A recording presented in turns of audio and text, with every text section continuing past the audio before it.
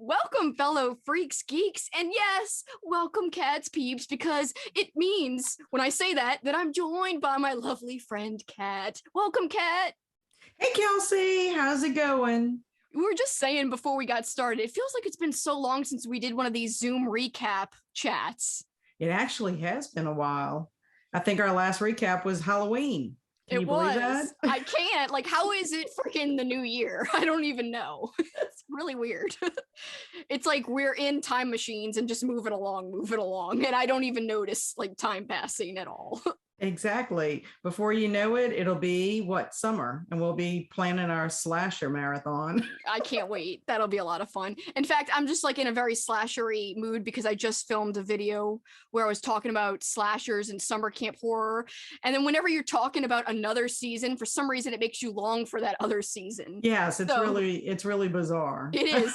There's nothing like, making you want it to be summertime than talking Christmas for some reason. It's like, now I'm cool with Christmas, it's over. Now I want it to be summer. Exactly. And we've had such crazy weather here recently where it's gotten really, really cold. And then we are having now a warm front. It's like we're in summer. Front. It's like we're in summer in January right now. So what am I saying that I'm longing for summer? It's kind of here. Yeah, right. Right. It's ridiculous, but I'm so glad you're joining me again.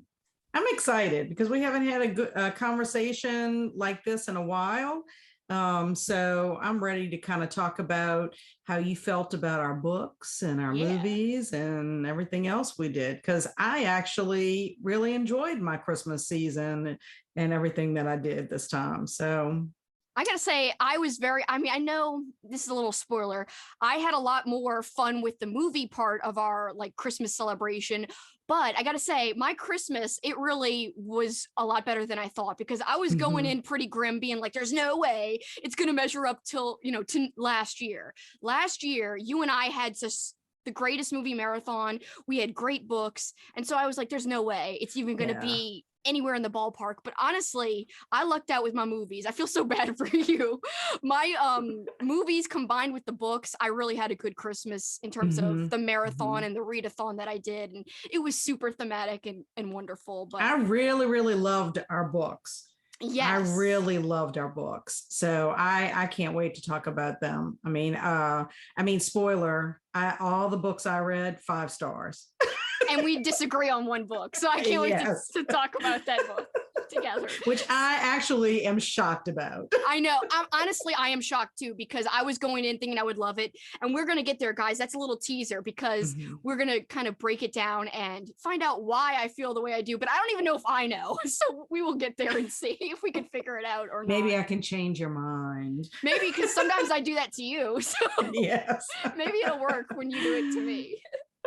Well, since you teased it anyway, let's just get into the books, guys.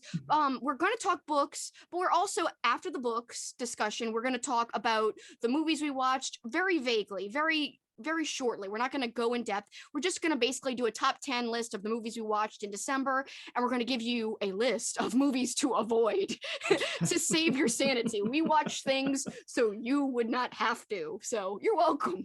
Trust me, there are things you don't want to see. There are things out there that you don't want to see. Kelsi is 100% correct on that. Cough, cough, Mrs. Claus. It's a spoiler, I know, but you gotta say it. I mean, it's so bad. And then we're also going to be talking a tiny bit at the very end of the chat about the other things we did for the season, kind of like a December wrap up of the extra little bonus things that we did as a part of our fun list. So I can't wait to get there, because I know Kat did a lot.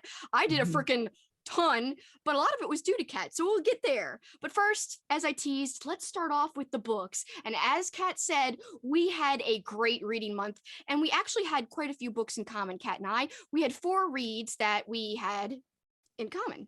But before we get there, I'm going to say something quickly about the 2 books that I read that Kat did not. I read Secret Santa by Andrew Shaffer, and oh my freaking gosh, I loved this. This was like a 5-star read for me. Kat, I recommend it because it's got to do with like horror book publishing. There's some little King references where they're like, I want this author, I want to find the next King. Because they're trying to find the next big horror author. And it's very holiday centric. It's It's a little predictable, I will say, if I was going to criticize anything about it, but I think it's not meant to be super surprising. I think it's meant to be thematic and fun and kind of a book where you just sit back and relax and let go and just enjoy yourself, not think too much. And I think this was perfect for that. If you're in that mood, this will deliver. Well, I have it on my list for next year. I think you're going to like it. Well, for this year, for this Christmas. Oh, yes, 2022. How are we in 2022? Just to repeat that. How? I know. I don't even know.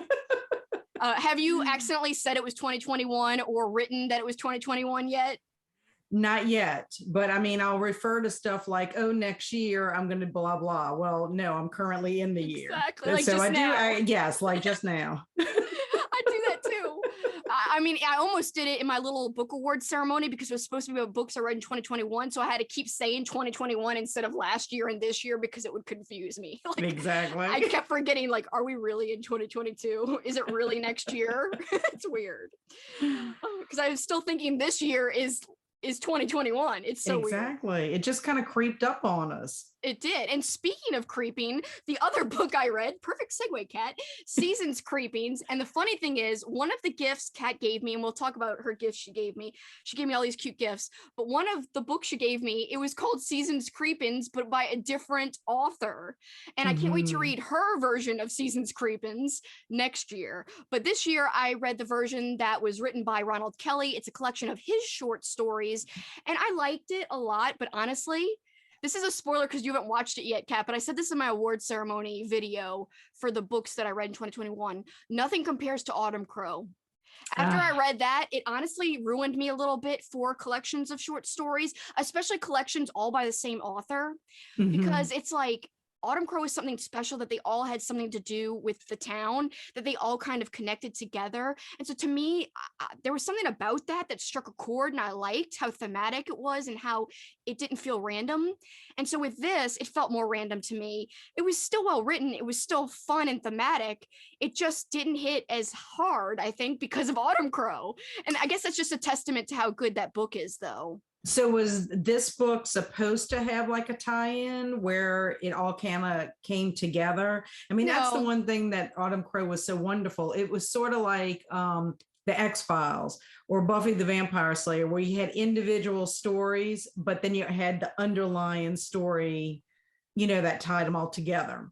This one, it didn't really tie together. Now, I know there's a reference to one of his other like short story collections within this collection, but because I haven't read that one, I didn't catch that reference. But no, they're not connected together, all the stories within this one. It's just kind of like random. They're all about Christmas horror type of thing. So that's one thing that so when you go in, you have to have the expectation that you're reading individual stories. It's just a collection of stories that are not connected in any way. And to most people that wouldn't be a con at all, but to me, I was just in the mood for something like Autumn Crow again. Yeah, we were spoiled with Autumn Crow, I have to say. It was one of my favorite reads of the year, spoiler, because I haven't released my top 10 yet, but that was definitely one of my top 10 because it was so perfectly appropriate for the time that I read it, and it really put me in the mood for fall time. So it did a good job at that. But Seasons Creepings was good, and I will say I don't want to discourage anyone from reading it because I think it could have just been the mood I was in when I was reading it. It was one of the last books I read, so I was kind of trying to get through it. Well, Silent Night was the very last book, but I really liked that one. I didn't know I would like it at the time, but I was just trying to get through Seasons Creepings to get into Silent Night to make sure I finished everything. So maybe it was because of my mindset more so than the actual, stories themselves. So guys, please take my opinion with a grain of salt, because I do think I'm going to revisit this collection in a future year and give it kind of a more fair chance. And it's not like I'm rating it a 1. I just didn't I think I rated it like a 3.5 or something, maybe. Right. Well, I mean, and it might be the kind of thing that instead of you reading the whole collection at one time, you might just pick and choose, 1 or 2 of the stories just to kind of revisit and see. Because sometimes when you do that and you reread it, I mean, you pick up on stuff that you missed the first time. And like you said, if you were trying to read it to get through it so that you could end, our fun list that we were doing, you're in a different mindset than if you're just reading it for pleasure and taking your time with it. But I have that one on my to be read for Christmas 2022 as well, just because it looks cool. And I did see some really good reviews on it, so. It is very well reviewed. Like I said, it's just, I really do think it was just me at the time, and I'm perfectly okay with admitting that. I still enjoyed it for the most part. And I will say I loved the very first story, which I think was called Jingle Bones. That one, cool title. Yes, Jingle Bones. That one knocked my socks off. So I will say I love that story. That's the one I remember the most. But after that, I just think I was more speed reading. And so I think it's my fault. So guys, please forgive me for feeling that way, but I am going to give it another chance. And I still enjoyed it. It just wasn't my favorite of the month. Well, I do think that is one drawback of trying to read an entire collection during our fun list time, because you feel the pressure of reading from cover to cover. And really and truly, if you just picked one or two stories every year, kind of like I did with my Newberry Halloween book, where you just pick a couple of stories, and then you can at least have something every year from that collection. But I think you and I are just compelled to read things cover to cover. Yeah, and so we can count it on Goodreads is one of the reasons. Well, that is part of it too, is that you want to get your credit for reading a book for Goodreads. But I mean, I think that is one of, if I wouldn't have been able to read all of my books, I would have been disappointed if it was because I was trying to do that. Because I mean, I ended up with 2 extra books for Goodreads. I surpassed my goal by 2 books. So I could have technically, for my collection, technically not read all of them and then saved some for that. But with that being said, we can always revisit the stories that we enjoyed, or revisit the ones we felt like we were a little more rushed. Exactly. With reading. So yeah, I'm looking forward to revisiting it, and I really do think that you're gonna like it. I honestly think it was me being weird about it. I don't know. Anyway, enough about me being weird. You being weird. I know, right? Christmas Evil, baby. That's a good example right there. Anyway. Let's go on to the books we had in common now. And I'm really excited to talk about all of these. And we're going to start off with a short book. In fact, it's the shortest book out of all the books we read together. And that will be a sequel that we actually read the original last year. So the original is called Santa's Twin, and it is by Dean Koontz. This, like I said, is the follow-up, and it's called Robot Santa. So we still have some of the same characters, and I did enjoy it. I'm going to break down what I thought, but first I want to hear a little bit about what you thought, and maybe your summary of the book. Well, basically, Robot Santa kind of picks up where Santa's Twin kind of left off. It's like further adventures is how they put it on the little tagline on the book. But Santa's twin, Bob Claus, caused a lot of havoc last Christmas season. And this year, he's trying to kind of make up for it he almost destroyed Christmas season last year, but when we read it. But this year, he's going to try to make up for it. And he unintentionally almost causes another problem. And I picked a little part here just to kind of tell you, what his intents, his motives are. But I'm going to see if I can show this picture to you. This is Bob Claus with one of the newest characters. The gorilla. You can see that really well. Yes. But he's one of our newer characters in there. But what he decides to do is he decides to construct an android Santa to help his brother, Santa Claus, with delivering all the packages. He's trying to make up for what he's done. So these are just 2 little paragraphs to describe, because I want to say Dean Koontz does a wonderful job with the text. Oh my God. And yes. Phil Parks does a wonderful job with the illustrations. So I recommend this. I highly recommend this if, you're a fan of these types of stories. Very whimsical and creative, for sure. Yes, very creative, very clever, I think. Oh, yes. So it says his motives are pure. He wants to assist his busy brother, who has a long list of stops he must make on this Christmas Eve. Bob does not mean to confuse and deceive, frustrate and annoy, or to be a pest.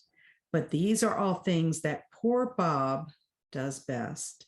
He also has trained the pilot gorilla to work for ice cream, always vanilla. And he named his robot Super Santa 1. Building the machine has been such great fun that Bob never thought what might go wrong. When will he find out? Well, not very long. And so the adventure is a wild ride. Let's just put it that way. It is. I wish I had you to read me that book. You read it so nicely. I was like, oh, yeah. Like that was I love to read aloud. It was one of my favorite things to do, when I was in the classroom and when I was in the library for the 4 years that I was in the library. Children just are amazing to read to. Well, you're amazing to hear read because that was just so soothing. I was like, man, I thought I had a good time reading, but I would have had a better time if you were reading it to me. It was really, I thought it was, I call it lighthearted fare. Yes. It's just something that, I don't know. I just think it's warm-hearted.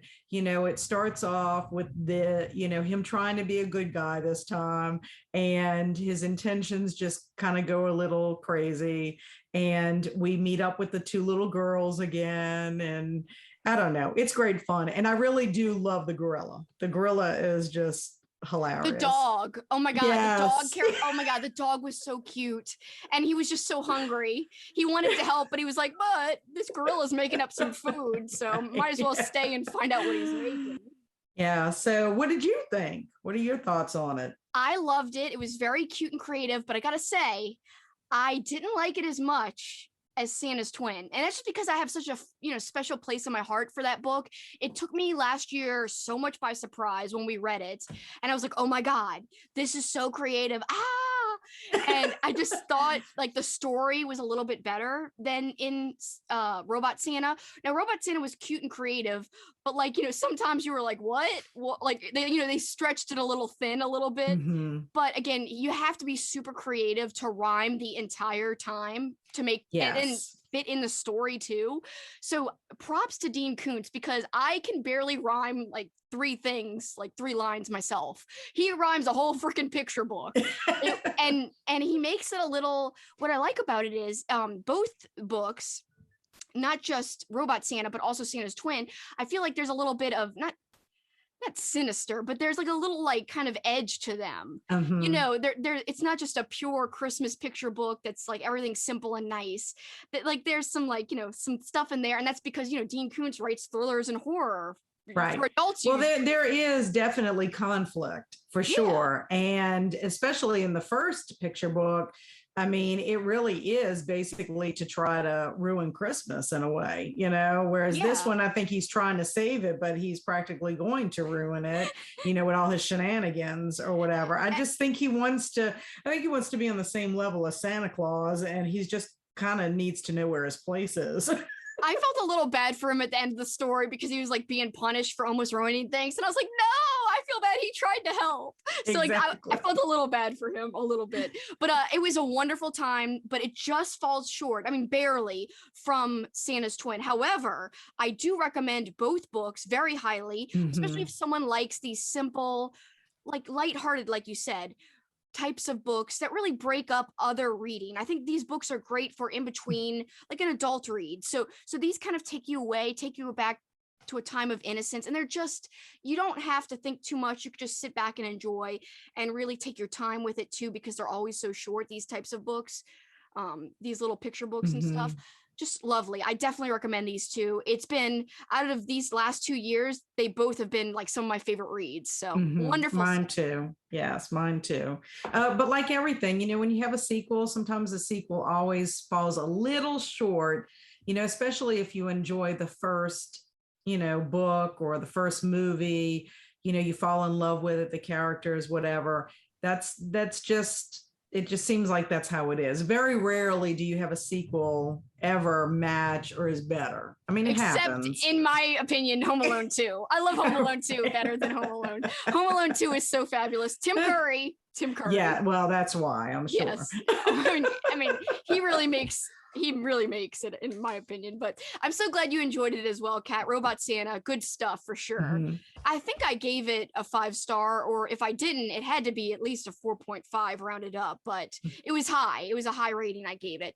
So let's move on to our next in common read. And this is a collection. We kind of talked about the collection that I read by myself, but this one we read together, and it's He Sees You When He's Creepin', Tales of Krampus. And it is a collection edited by Kate Wolford. And I will say, just like we read Robot Santa, and that was a sequel of sorts. This, in a way, even though it's a collection of short stories, it is a sequel in a way, because we already read a collection of short stories about Krampus from the same editor from last year that we decided to read. It was published before last year, but we read it last year. So this is kind of like Kate's follow-up with more stories about Krampus.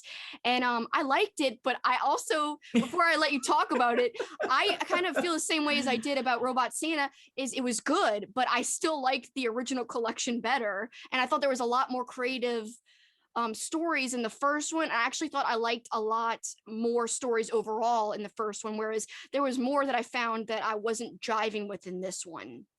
And I think I have a reason. I think I have a reason why you feel that way. And that's kind of a little bit why I enjoyed this collection. But I have to agree with you. Krampus Not, the 12 Nights of Krampus, was an excellent collection. I felt that all 12 stories in that collection really embodied the horror of Krampus, or what we know of the Christmas devil, which I have just developed a fondness for Krampus, which is hilarious to say because, you know, he is so awful, but I just love it. And I want to learn more about it. I want to read more about him, you know, and watch more movies or shows about him, because I find it fascinating, you know, we have to how read, he's come into this folklore or whatever. We have to read that Brom book about Krampus. Yes, I'm gonna need to get a copy of it. I saw that you had gotten that one, and I didn't get it yet. You didn't? Okay, no, you know what? Not yet. Steph got it, right? Yes, was yes. It Steph? She posted it. One of our book club members bought it recently and showed a picture of the cover, and she was like, "Doesn't this look awesome?" And I was like, "Oh my god, I've been seeing it everywhere. It's all over BookTube right now, or not right now, but in December it was all over." And I was like, "Everyone's reading this book." So I feel like maybe that would be a good. That should be on our TBR definitely for Christmas 2022. But while I enjoyed more of the stories from the first collection, as far as from a scary standpoint, from a horror standpoint, I was not disappointed with the second collection. I was not, because it gave you a little more insight into Krampus and made him a little more human-like. And so you got to see him in different situations where he was like a parent, or he decided to retire from being Krampus, or, you know, he just, you know, decided, I don't want to do it this way anymore. And there was one where he was a woman. Right, exactly. Which I loved. I loved that one. That one was really good. So I enjoyed it, but that's what I'm wondering, if that might be why you preferred the first one better, was because the first one really focused on Krampus always being scary, always being more horror centric, whereas this one was a little more, they had a little more comedy element to some of the stories. But I just wanted to say, I picked 5 stories that were my favorites, you know, and the first one, which is my absolute favorite, is called Family Night by Nancy Bruca Clark. Krampus is having parenting woes dealing with his children. He is a father and he has children, and one of them, named Marguerite, is pretty sassy and does not want to listen. So mom goes away for the day to do her thing, and he has just had enough of Marguerite, which is his youngest daughter. So he decides to teach her a lesson and tells him, this is what happens to rude, wicked little children. And he puts her inside of a garbage bag. He ties her up and he tosses her out the back door of the house into the snow to teach her a lesson. Well, unfortunately, he didn't plan for this great winged creature to swoop down, grab the bag, and fly off with her. So, of course, then he's like, oh, crap.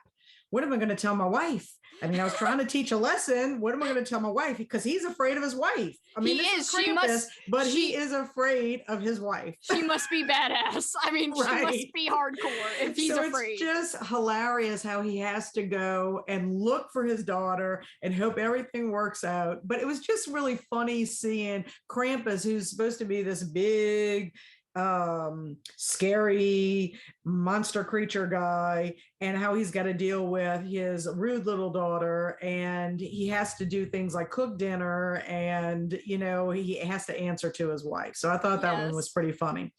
Other favorites was He Sees You When You're Sleeping by Lisa Marie Redmond. I like this one. It was about a coffee shop owner who teams up with Nick, which is Saint Nick, but Nick drives a Hummer and he's kind of rough, and he drinks a lot. He drinks a lot. It's just really hilarious to think of, Santa Claus, doing all these things. But he teams up with him and they go up against Nick's brother, Krampus. And he doesn't like having to always deal with his little brother and all his shenanigans.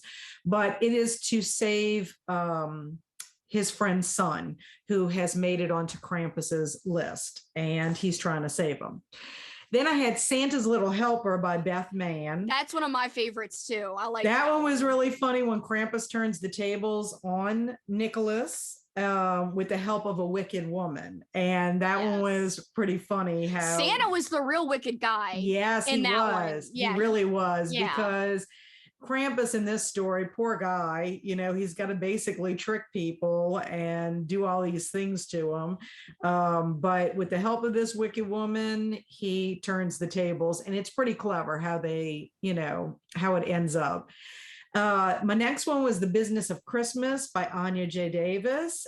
This was where we have Petra Krampus, who actually turns out to be a witch. I really thought it was a lovely story. I thought it was warm-hearted and tender-hearted. It was. And it's basically tells the story of how she leaves birch twigs in place of Saint Nick's gifts. And it kind of gives children a second chance to change their ways. So when she leaves the twigs there, basically they're supposed to sweep away the old year, kind of change their ways, do better things, be a kinder child. And then when Christmas comes around the next year, instead of Krampus coming to get them, Santa Claus leaves their gifts for them. But it really is a beautiful story. I think about how it comes about, how we learn about Petra Krampus and her story, and how she has been portrayed, like, as this horned person, and that's not her, right? And she's kind of upset about that, like that's not me. That's like totally a fictional portrayal of me. And right. So it was so fascinating. I just thought it was fascinating, and I really thought it was beautiful. I mean, it just had a really nice message to it. It had some heart. Yes, I definitely agree with that. And then my last one was Bad Parents by E.M. Eastick. This was the one that Saint Nick is basically begging Krampus to come out of retirement to save a village from wicked children. Yes. And they have to hold like a support group for parents to try to, deal with their kids or whatever. I just thought it was funny because, Krampus is supposed to be on year round. It's like, that's your job. It's sort of like if Santa Claus just decided to retire and not deliver gifts for a year. Yes. But really all of the stories, I enjoyed all of the stories, but those were the 5 that really stood out, with Family Night being my number 1 favorite out of them. But so what did you have any faves? You named 2 of mine. So Santa's Little Helper was one of my favorites. The Business of Christmas, another favorite. I love that one. I actually thought Villainous Ascending by Stephen Grimm, which is the first story in the collection, I thought that was super creative. So we're following Cinderella, and it's like the Cinderella that we know, like the fairy tale Cinderella, but she's much different. It turns out as we come to read more, we're like, wow, yeah, she's not the same Cinderella. She has a dark side big time. Yes. Oh my God, yes. And even Krampus is like, man, you're dark, bitch. And isn't that the first story? You start the collection off with that story. So I don't know how you read. I read from the beginning of the collection to the end. I don't skip around. No, I don't. You know, so it's one of those things. When I read that first one, I was like, whoa, that was pretty heavy. Pretty it was dark, heavy. It ended on a very dark and hopeless note kind of thing. Exactly. But it sort of kind of reminded me how the stories were in the first collection. And so I think that's why I anticipated the rest of them kind of being like that. And then when you get to the second one, it was very different. And then you found out some were lighthearted. Some of them were kind of funny. So I don't know. Overall, I gave 5 stars because I did enjoy the collection. Again, it's one of those things where I think in the future, I would pick and choose, you know, and go back, read some of the ones that were not clearly my favorites, but I still think had merit and should be read.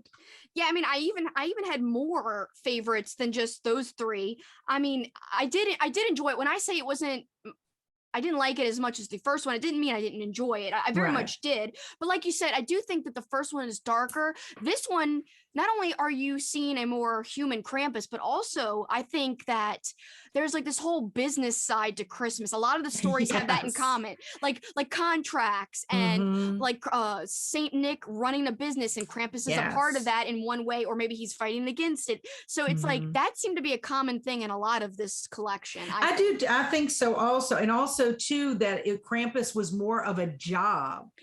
Than, you know, it seemed like that in all of the stories. They had that little element to either was a contract that you had to have with him, or that it was a job, or there was some kind of business transaction, which I guess that's part of how you make a collection. There's some kind of like theme that runs through it. Exactly. But yeah, that's a good point. You know, now that you say it, they just tend to be that way. But like I said, first collection, much darker, horror centric. This collection, a little more lighthearted. Some of them have, you know, a lot of humor, and some of them have heart to it. Like, you really kind of like Krampus in a different way. You do. I mean, it's a lighter, but still dark, humorous type of way. And I will say, so there are people who are really digging Krampus. Like I said, that Brom book everywhere, but these collections I don't see anyone else talking about. So that's why I want to recommend both of the collections.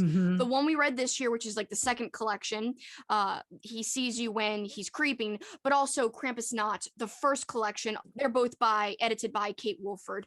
I really do recommend both. And just to shout out my other 2 favorites real quick, Family Tradition was one of my favorites, and that kind of had to do with this husband, and he had a wife and kids.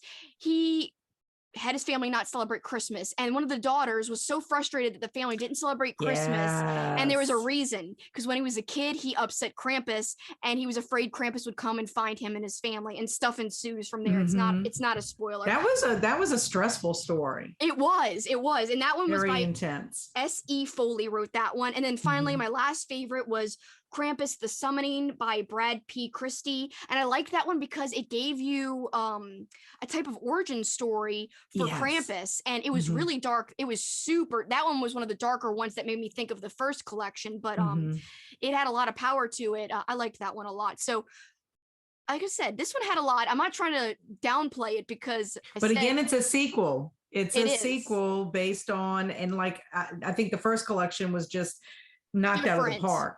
It did. So I would recommend and it was both. Different. Yes. I mean, if you guys are digging Krampus, I definitely recommend both of them, because I feel like these are collections that I don't see people talk about. And I think they should be talked about, because there's a lot of creativity in both ones that we read last year and now this year. So thanks for reading this with me, Kat. Yeah, I loved it. And it will definitely be collections that I will refer to again and again. You know? Yeah. Definitely. Me too, for sure. All right, now let's go to one of my favorite books. I got to say, it's one of my favorite books of the year. I had so much fun with this book. So I did too. I'm so glad. I was so worried you wouldn't like it. I was like, oh no, because it was your first Fear Street read, right? My first Fear Street read, a gift from you. Yay. Yeah. I adored it. And I'm a fan of R.L. Stine. I love Goosebumps, but having the first Fear Street, it just was just going back in, memory lane, going back to the 90s, Yes. shoulder pads, VCRs, Oprah, which we still have those things here today. Yeah. But it was just the way it was talked about in it. I could kind of like envision, what they were referring to. I thought it was a nice little mystery. It was. And it was I well have done. to say, I was surprised by the turn of events. Me too. I did not guess, who it was at the end. I really was surprised by it. I loved how the mystery weaved in with all the different characters. Reva, he wrote Reva well, in my opinion. Oh, she was the yeah. character you love to hate. Yes.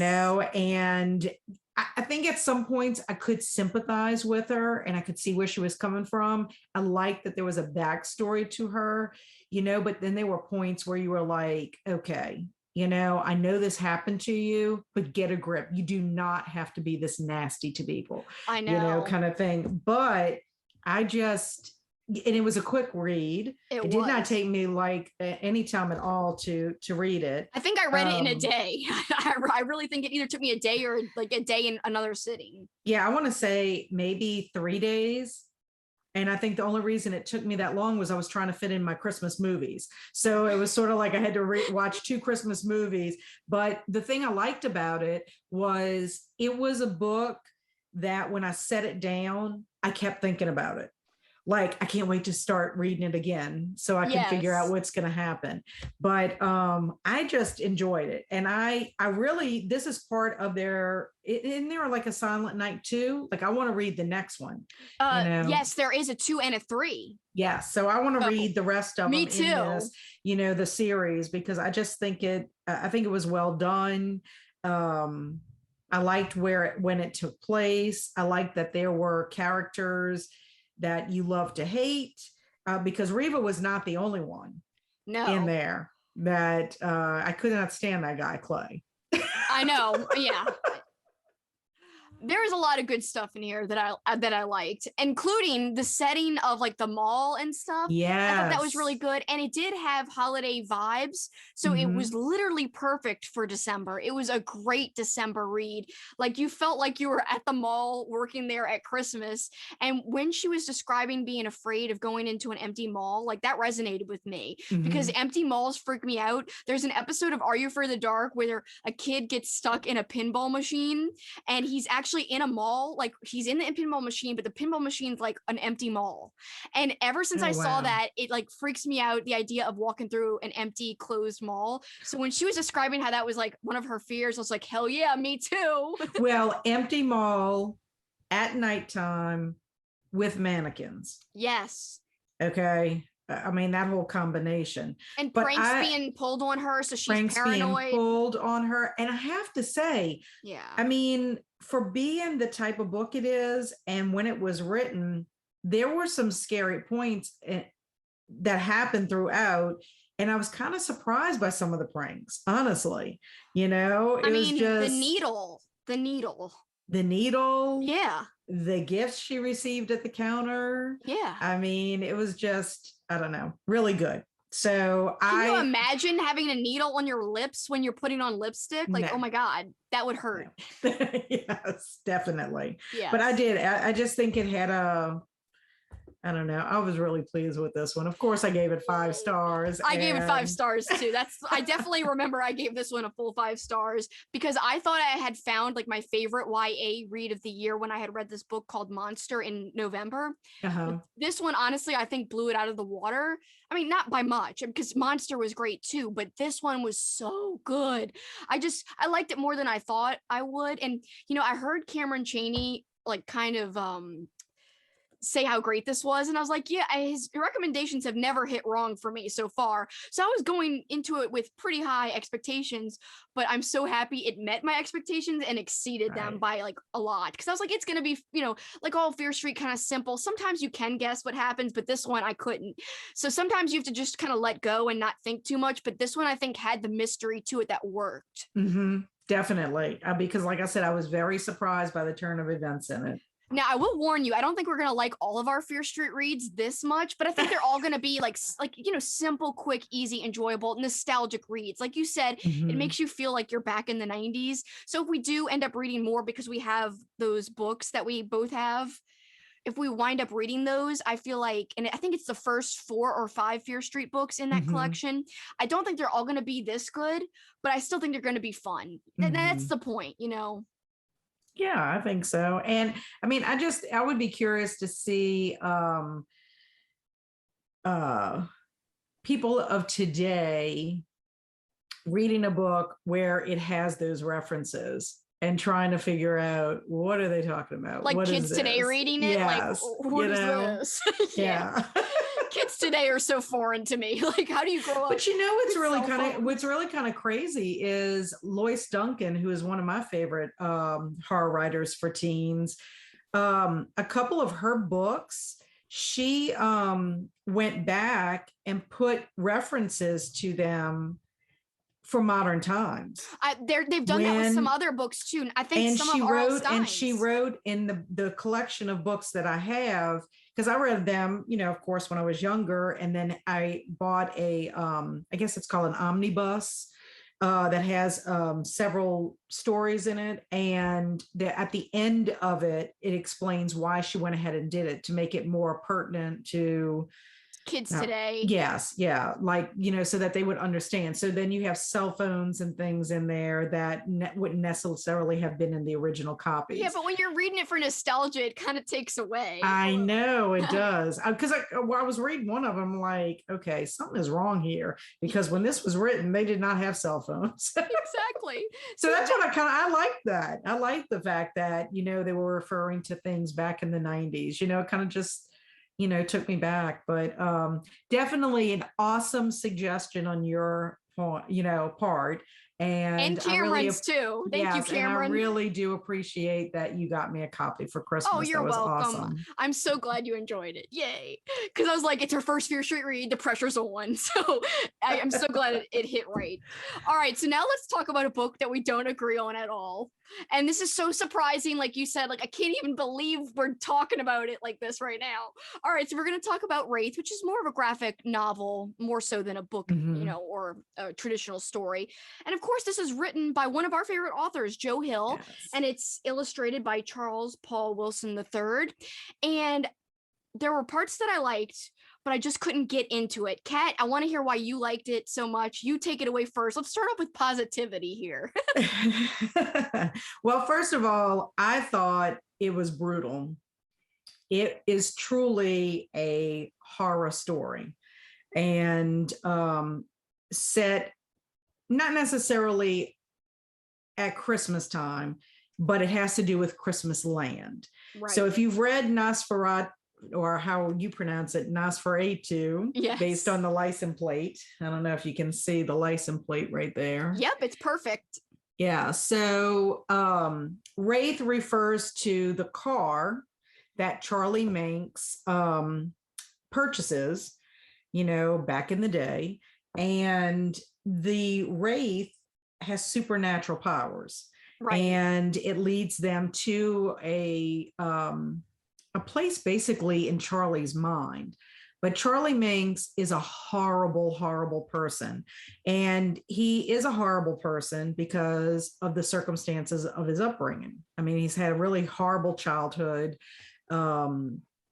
which, you know, there are a lot of people that have horrible childhoods and they don't turn out to be terrible people. But he does. It's like he feeds off of that. And he kind of compartmentalizes, I think, the horror that happens to him by creating a place and somehow being in this Wraith and creating Christmas land allows him to live for a very long time. He's extremely old, and you wouldn't know it because he basically feeds off of people. Yeah.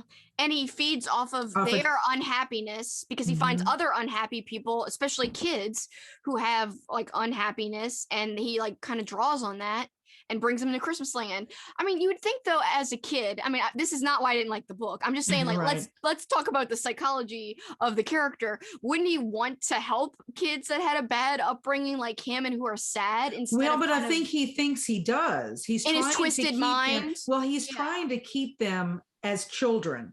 I think because his childhood is so awful, he's trying to and because of his mom and what happens to him, you know, adults are not his favorite people. So what he's trying to do, I think in his mind, he's trying to save the children from horrible parents or who he thinks are horrible parents.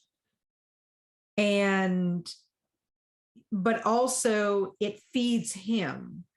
You know, it's like two things are going on. He's trying to save them and keep them young. In his mind, yeah. In his mind, and keep him physically young.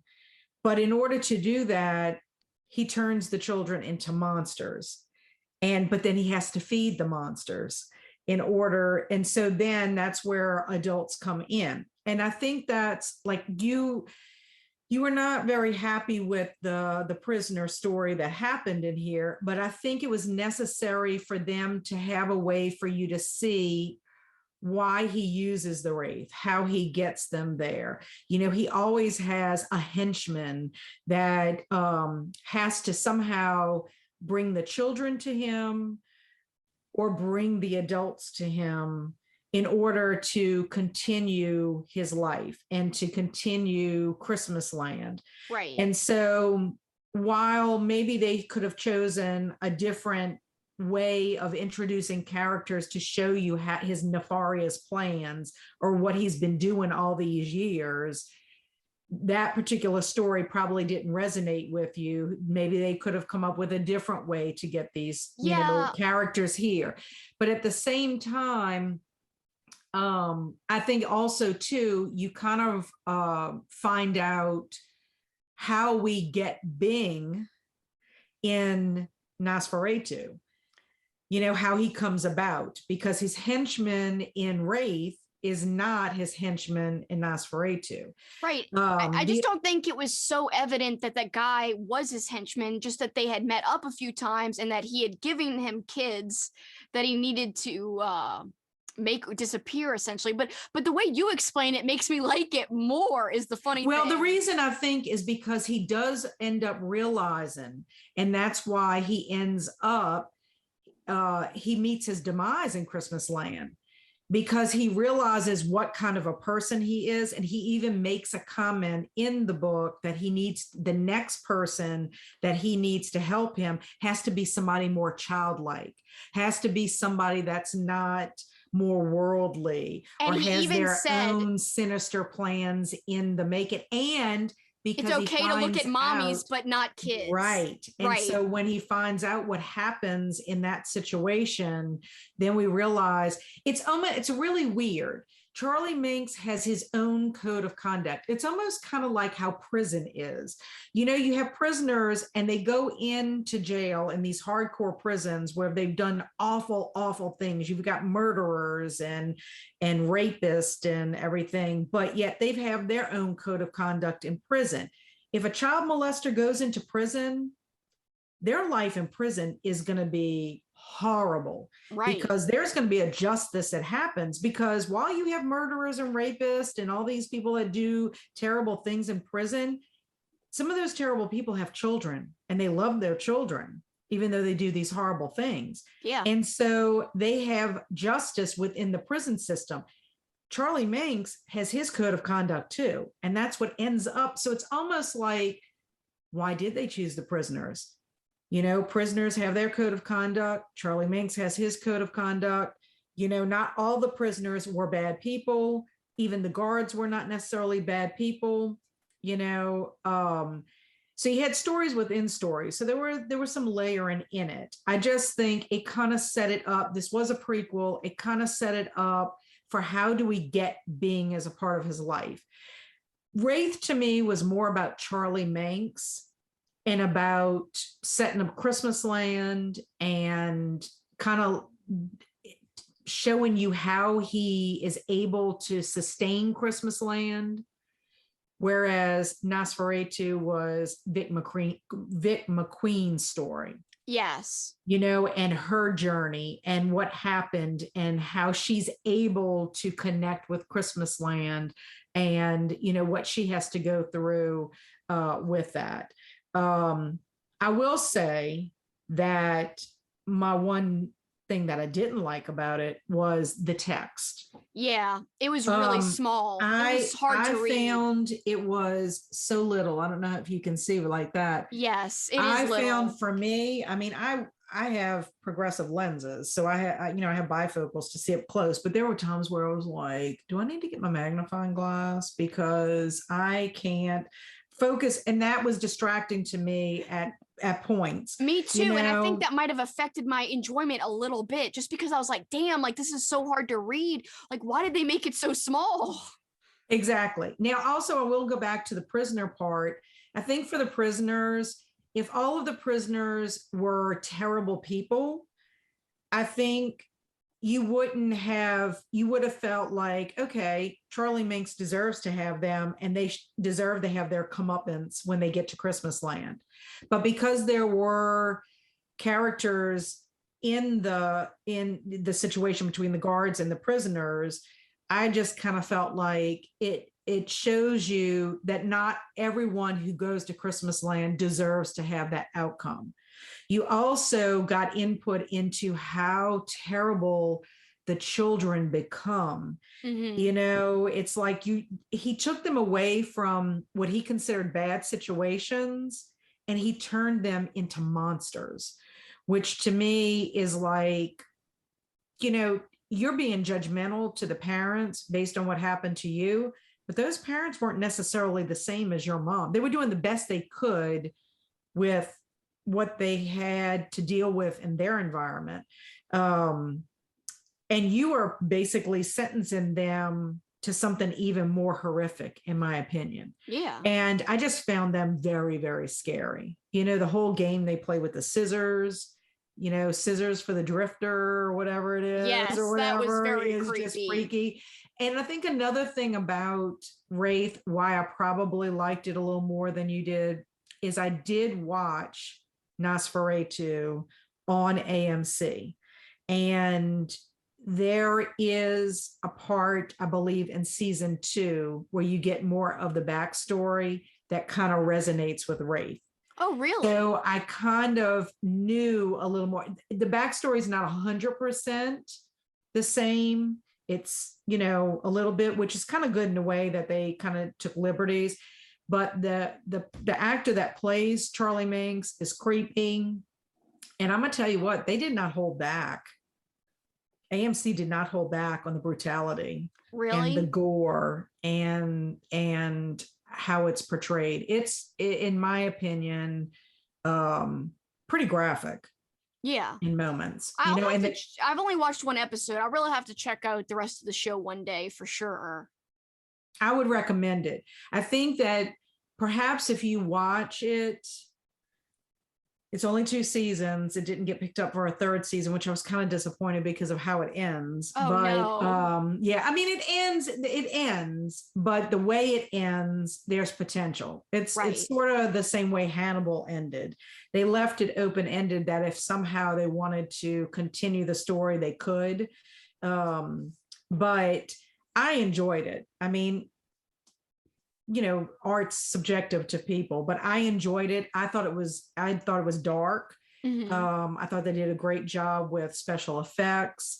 I really do think that you would enjoy it if you would give it more than one episode. Yeah, I know. It was just the main character I couldn't like. I was like, I thought he'd be skinnier and lankier and like the skeleton looking old man.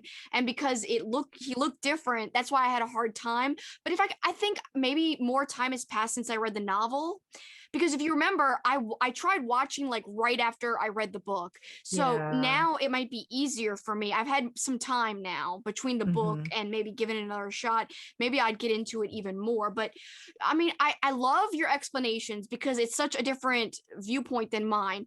I agree with like liking where Charlie came from, why he started to be like such a messed up person because he had messed up things happening to him as he was growing up and stuff. And I loved finding out about how Christmasland came about. I loved finding out about how the Wraith came about and why it was kind of like a sinister automobile before Manx even got into it. That was interesting. Yes, I thought that was interesting too. It kind of had like, I think a propensity to kind of cause people to go crazy a little bit because of what happened in the car in the past with people who weren't Charlie Manx. So I think that was fascinating, I will admit. Like I said, the prisoners, your explanation makes perfect sense. And the one good prisoner, because he was definitely good, he just did something bad because he was in grief. And literally, like his need for revenge kind of took over. But the one good prisoner, I don't know. It's not that I didn't like him. It's just that it was just, I think it jumped around a lot. So instead of getting like, okay, the guy does the thing where he like hits this doctor's hands, then we see him being transported to, like, it wasn't chronological. It was jumping here, it was jumping there. Yes, I will agree with you. I will agree with you on that because what ended up happening to me for that, I ended up, when I got to one part, I had to go back and reread that section to understand the part, like what was going on. It was almost like it was taking place in current time and then having a flashback. Yeah, and then I just couldn't, I guess I couldn't see that like in my head, and so it confused me. And in fact, the art style sometimes was a little hard for me because like the prisoner who's good in the scenes where he's in the prison bus looks so different than the scenes where he's like encountering the doctor. And I'm like, that's the same guy. So like, that's why I was confused. And I was all over the place. Like with the small text, I was like, I'm really not enjoying, like, it was hard to read. I think that might have affected like the story because there are parts that I did love. I will admit that there. And then when you explain it, you make it sound so great too. Like, and I'm like, yeah. Well, the thing, but I mean, I think if it was in a different format, believe me, I love graphic novels. I think they're awesome. Me too. They're an awesome medium, but I will say this graphic novel was a little more challenging to read. And because of that, like you had things going on, even like with Charlie, when you think about the beginning part, like I was a little confused at the beginning when they were running away. Yeah. You know, he and his brother, what happened with that. And so it was sort of like, I did have to go back. Yeah. I did have to go back several times. I would read and I'm like, okay, I'm missing something here.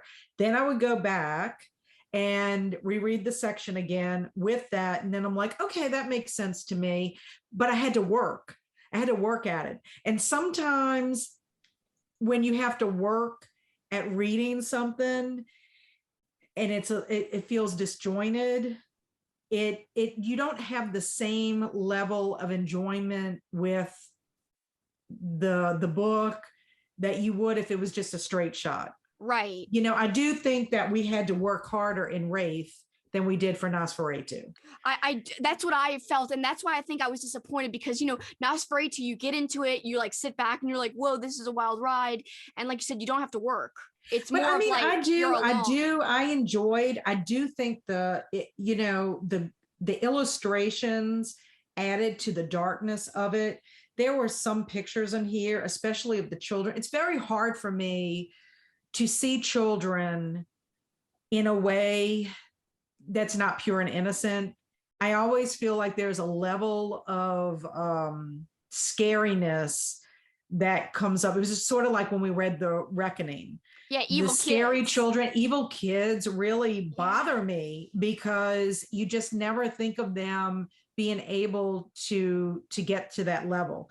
And then the fact that they because of him living off of them, which is so abusive. That's what I think so ironic about Charlie Manx, is that he's taking them away from what he considers abusive parents or parents that should not have children, but yet he abuses them in such a terrible, terrible way. Because think about it, the kids may have ended up with their parents growing up and being wonderful adults.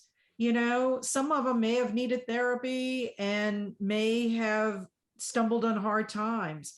They have no chance with Charlie Manx. They're monsters. And their future's taken away from them, It essentially. is. He takes their future away. And their choice. He takes their childhood away from them, like his childhood was taken away by an adult, which I think is so ironic because he thinks he's saving them. He thinks he's bringing them to Christmas land where everything's so wonderful.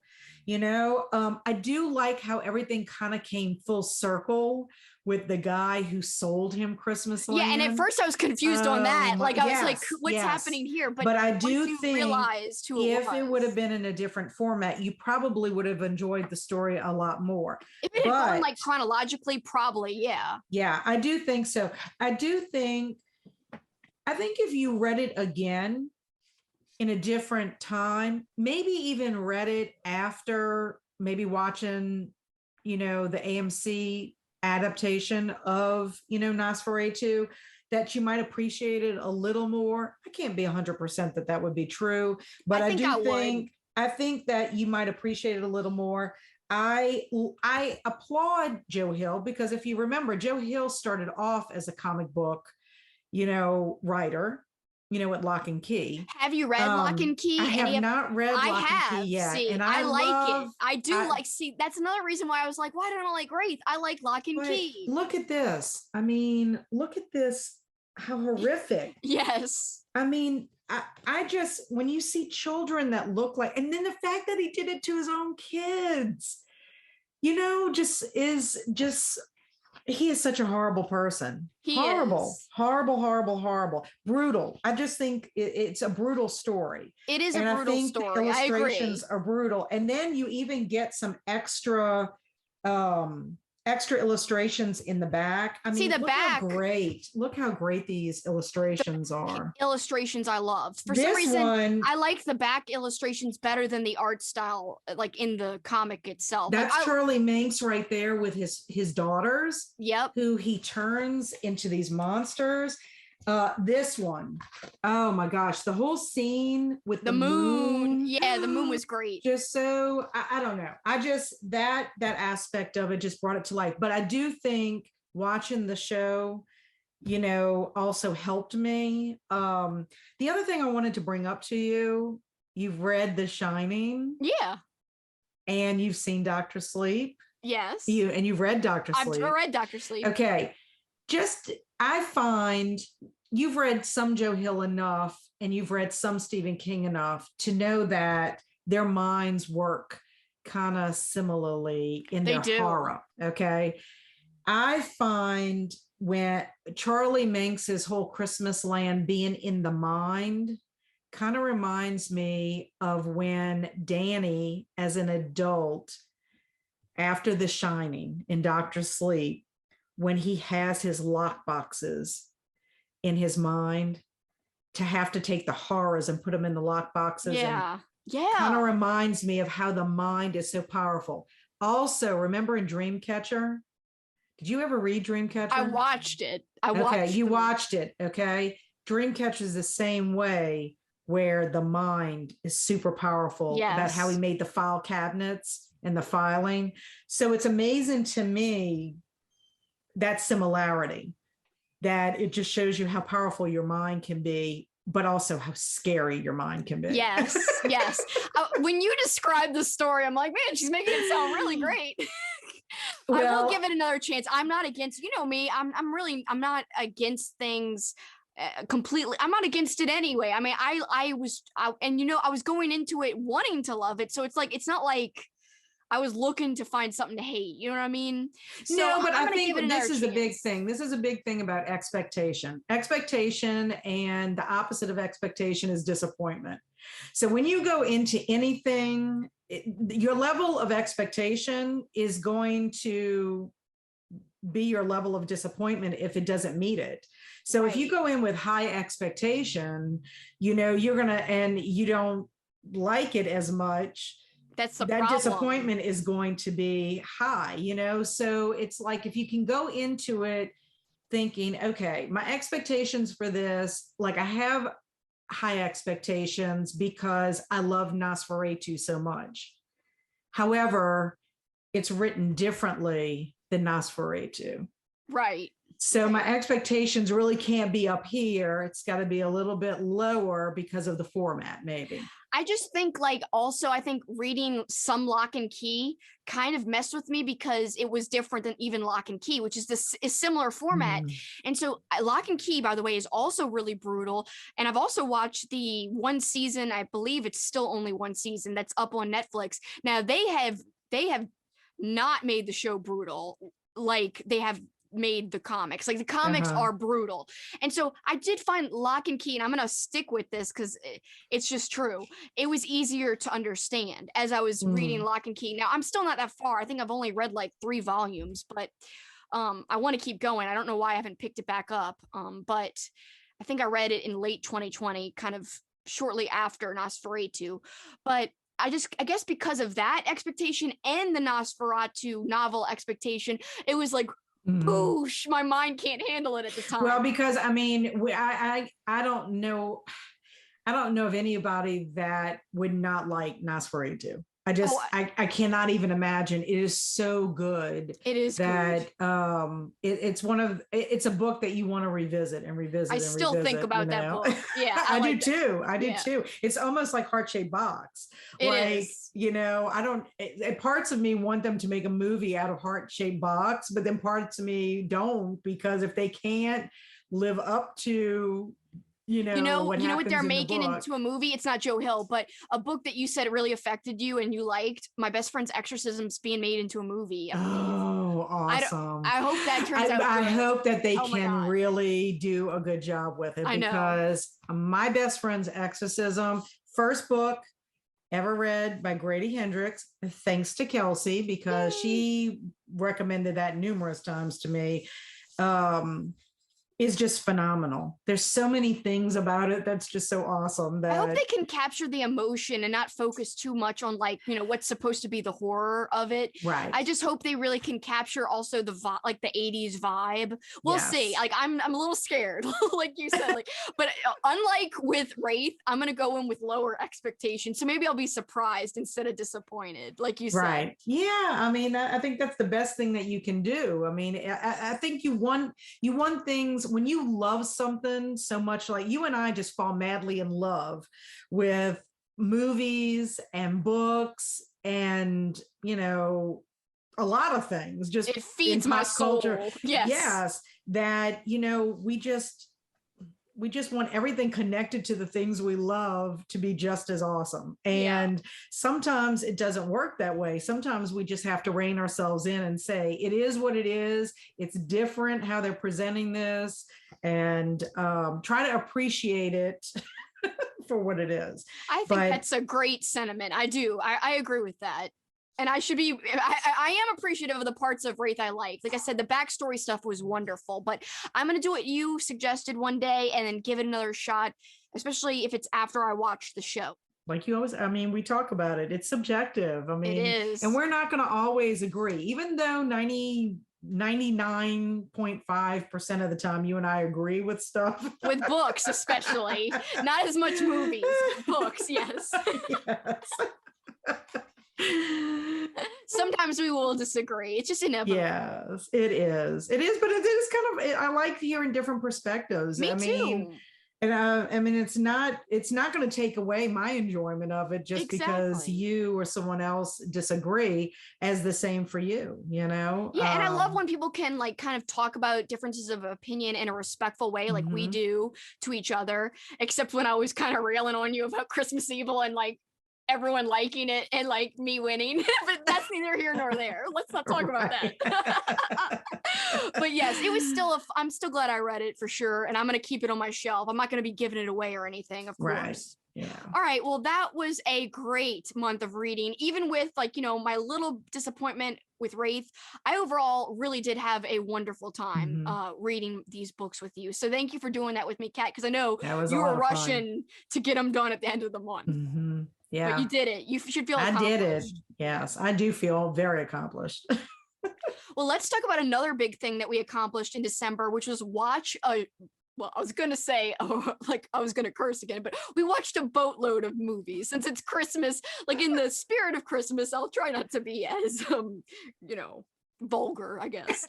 So yes, we watched a boatload of movies. I originally had scheduled 25 movies. I ended up just watching 24. But I actually added more at the end that were non-Christmas, and we'll talk about that later. But in terms of Christmas-specific movies, 24 total, and I'm very happy with that. So let's dive into our movies. Kat, I want you to go first. Tell me about how many movies you watched, the 2 different lists and the types of movies you watched, and rank some of the movies for us. Well, I do 2 lists for Christmas. I do the 12 Days of Christmas Horror, and I strictly watch horror-related Christmas or around Christmas time movies. And then I watch 12 that I call classic, not necessarily classic because they were when they were filmed or released or whatever, but just classic, holly jolly, happy Christmas time.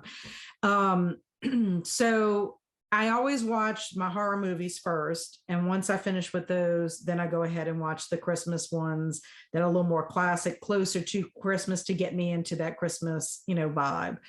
But I have to say, and we've talked about this because we did a whole, video on the ones we had in common for the horror. My Christmas movies this year for the 12 Days of Horror Christmas were not as wonderful. I mean, they weren't, I can't say they were terrible. Some of them were terrible, but I still had a good time with them. I mean, I'm glad I did them. I don't ever really regret, watching movies. I mean, that's always a fun time. Right. And you're not going to know if you like a movie or not unless you watch it. And I mean, sometimes people will recommend a movie to you that they think is fabulous and it's not, or sometimes they'll tell you a movie's terrible and you love it. But I have to say, it was hard to really even have a top 5 for my horror movies because of the rankings. So, and I have 4 movies that I will definitely say steer clear of, unless you're a glutton for punishment, that you just absolutely have nothing better in your life to watch because they were stinkers for sure. But I just to go through my 5 movies that I enjoyed, that I would pretty much recommend giving it a try. One of them was a rewatch. I only had one rewatch. Well, no, I can't say that. I had 2 rewatches, but in my top 5, one of them was a rewatch, and that was the Mothman Prophecies. 5 out of 5 for me on that. I love the movie. It has X-Files vibes to it, which I'm a big fan of the X-Files. And love Richard Gere, love Laura Linney, and I just like the whole urban legend of the Mothman. There's a lot written about it. I'd like to learn actually more about the Mothman myself, just because I find it fascinating. Me too. The next movie that I enjoyed was The Lodge. I gave it 4 stars. The Lodge is very different from any of the other movies. It's more a psychological horror or psychological thriller. You're left feeling really, it's melancholy. You are left, yes. You're left really feeling sad. It's not a movie where there's a happy ending. I'm just going to say that. It's one that when you finish it, you are almost like you need something fun to kind of pick you up. I mean, I think. But I love the story. I can't really say much about it because I don't want to spoil anything for it, but it's definitely worth a watch. But going in that it is psychological, and what happens in it is really, it's really sinister. I think it is. I mean, just, I don't know. I still think about it. And I watched it in December, I still think about it. But, the next movie that I enjoyed was Mercy Christmas. Totally different. Gave it 4 stars. It was more comedy horror. Kelsi and I talked about it in our horror, movie wrap up. Yeah, I will link that down below. I'll also link it up here. Yeah. We had a great chat about that. I love Mercy Christmas. I thought it was clever. It was different from anything I've seen before. There's a social commentary connected to it. Definitely would recommend it if you like those type of movies. The next on my list was P2, and I gave it 3 stars. It is a good, horror psychological thriller. Also takes place on Christmas Eve, and some tense moments, but it's predictable. But it's a movie that I probably might watch again, but maybe not. Maybe watch again with someone that hasn't watched it. Like if they decided they wanted to see it, so it made my list. My last one was 2.5 stars, because I get into a realm of 2.5 stars at this point. And this is where I'm saying I had to really dig deep to have my last one on the list. And I chose Dead End. It was, there was some humor in it, but it's a movie you really have to pay attention to, and it does have a twist to it. And then there were some parts in it that I thought were pretty creepy. In fact, this morning I was bringing my friend to the airport. My friend Shelly and I were bringing my friend Helen to the airport, and it was super foggy this morning, and it was dark because we were on the road at 6 a.m. And driving up, on 55, going across the spillway in the fog, not seeing it, kind of reminded me of Dead End. Oh God. Or Silent Hill, you know what I'm saying? Oh my God, Silent Hill is so creepy. Yeah. That was exactly what I was thinking about. And I'm just thinking, if I see this woman on the side of the road, that's the kind of stuff I think about. Like I see these movies and I'm like, while they don't seem too great, just when you think about the premise of it, and if you had to experience it yourself, then that's where the creep factor comes in. So while I gave it 2.5 stars, I think it's more for the film quality of it, more so than, than the actual story. Right. So I get that. Those are my recommendations for that. Now I will say I did bump Christmas Evil up. I rewatched that as part of our challenge, which I thought that was actually really fun. I love doing our Christmas Evil challenge. I will remember it fondly forever. Oh my God. I will. Yes. Just the trash talking and, having our teams and wearing the colors, all of that was fabulous. I wore red like a lot of the month. I mean, if I know in one of my videos I wore green, and you were like, you were wearing green, by the way. And I was like, oh no. Yeah, I know. It's just hilarious. The whole thing with Paul coming in. I think if you have not watched our Christmas Evil challenge wrap up that we did live, I think you should check it out, because it was a lot of fun. It really was a lot of fun to do. But I bumped it up from 2 stars to 2.5 stars. And I have to say, really, I mean, I probably could eke it up to even 3 stars. I mean, it's just really funny.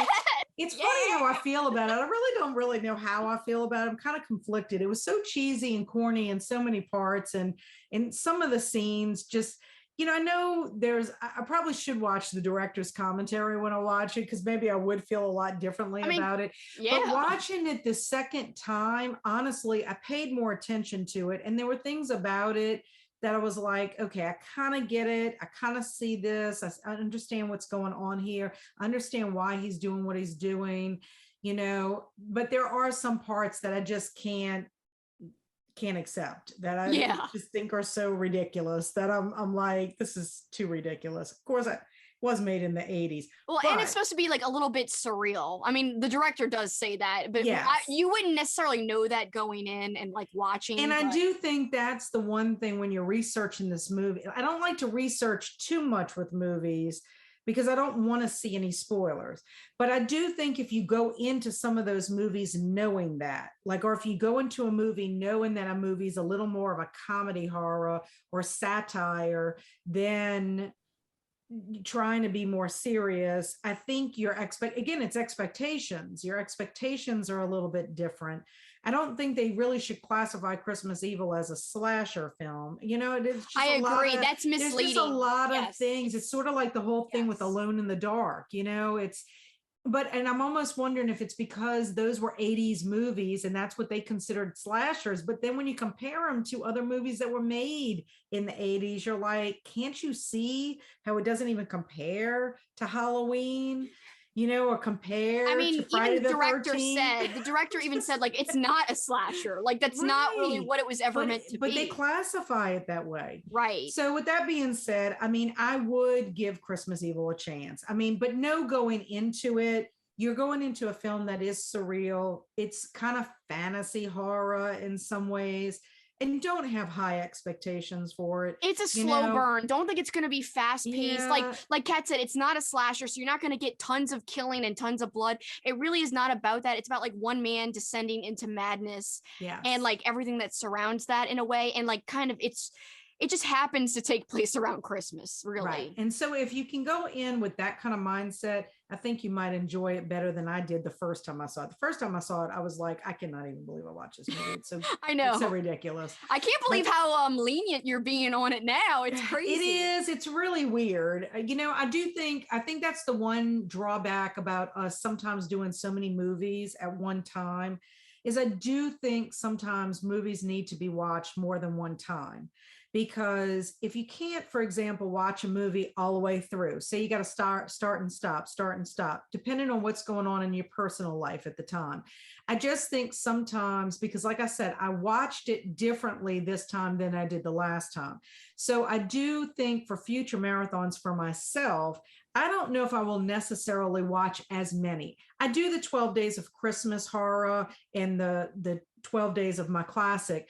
I almost thought about for Christmas 2022, actually doing 12 Days of Christmas, having 6 be horror, 6 be classic, because that way, if I wanted to try to rewatch, I have the opportunity to do that, and give it another chance. Because sometimes when you make one pass, and it also depends on if you're distracted, it depends on if people are interrupting you. There's a lot of factors. There is. With that being said, there's 2 other movies that I gave 2.5 stars, and that was Black Christmas 2006. Does not compare at all with the original Black Christmas, which is phenomenal in my opinion. And then Sleigh Bells, which is another comedy horror. I really did I think Christmas Evil more than Sleigh Bells or the Black Christmas. I have to look at my list overall again just to see. It changes, I think, also with my mood in it. But Black Christmas 2006, I went into expectations with that. I heard that it was awful.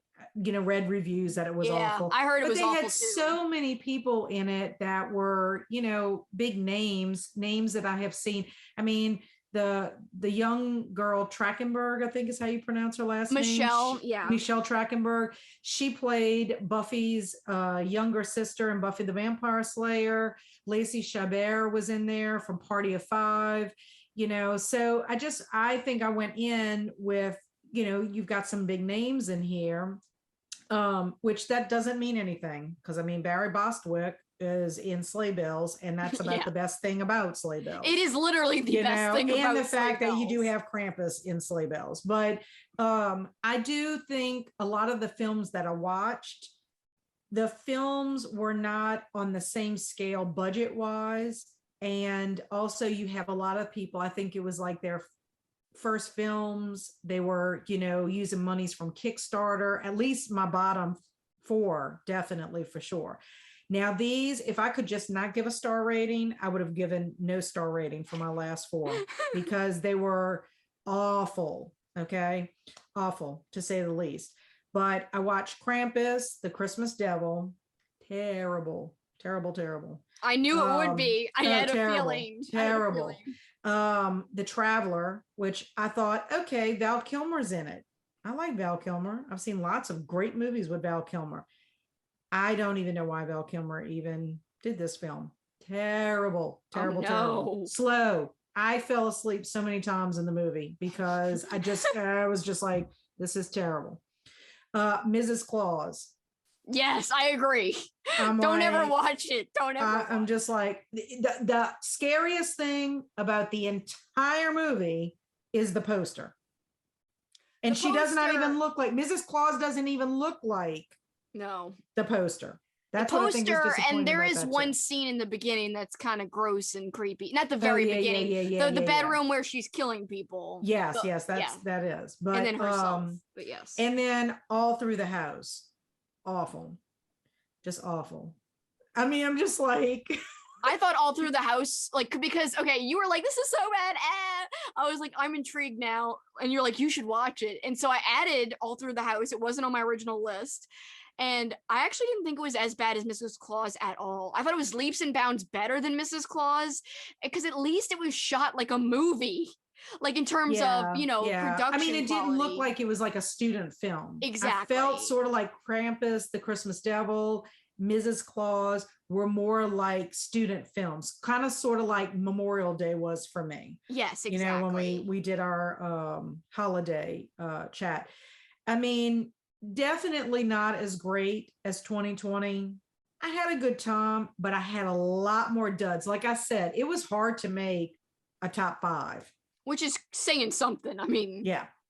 You can't even pull 5 good movies. That's sad. Right. I wish you would have watched some of my movies, because I had some good stuff. And that was one of the things I wanted to tell you. I will make better decisions next year. I mean, at least I hope so. I think I'm going to do a little more research, and I do think I'm going to narrow my list down to 6 horror, 6 classic, or maybe just 6 horror and maybe more classic. I don't know.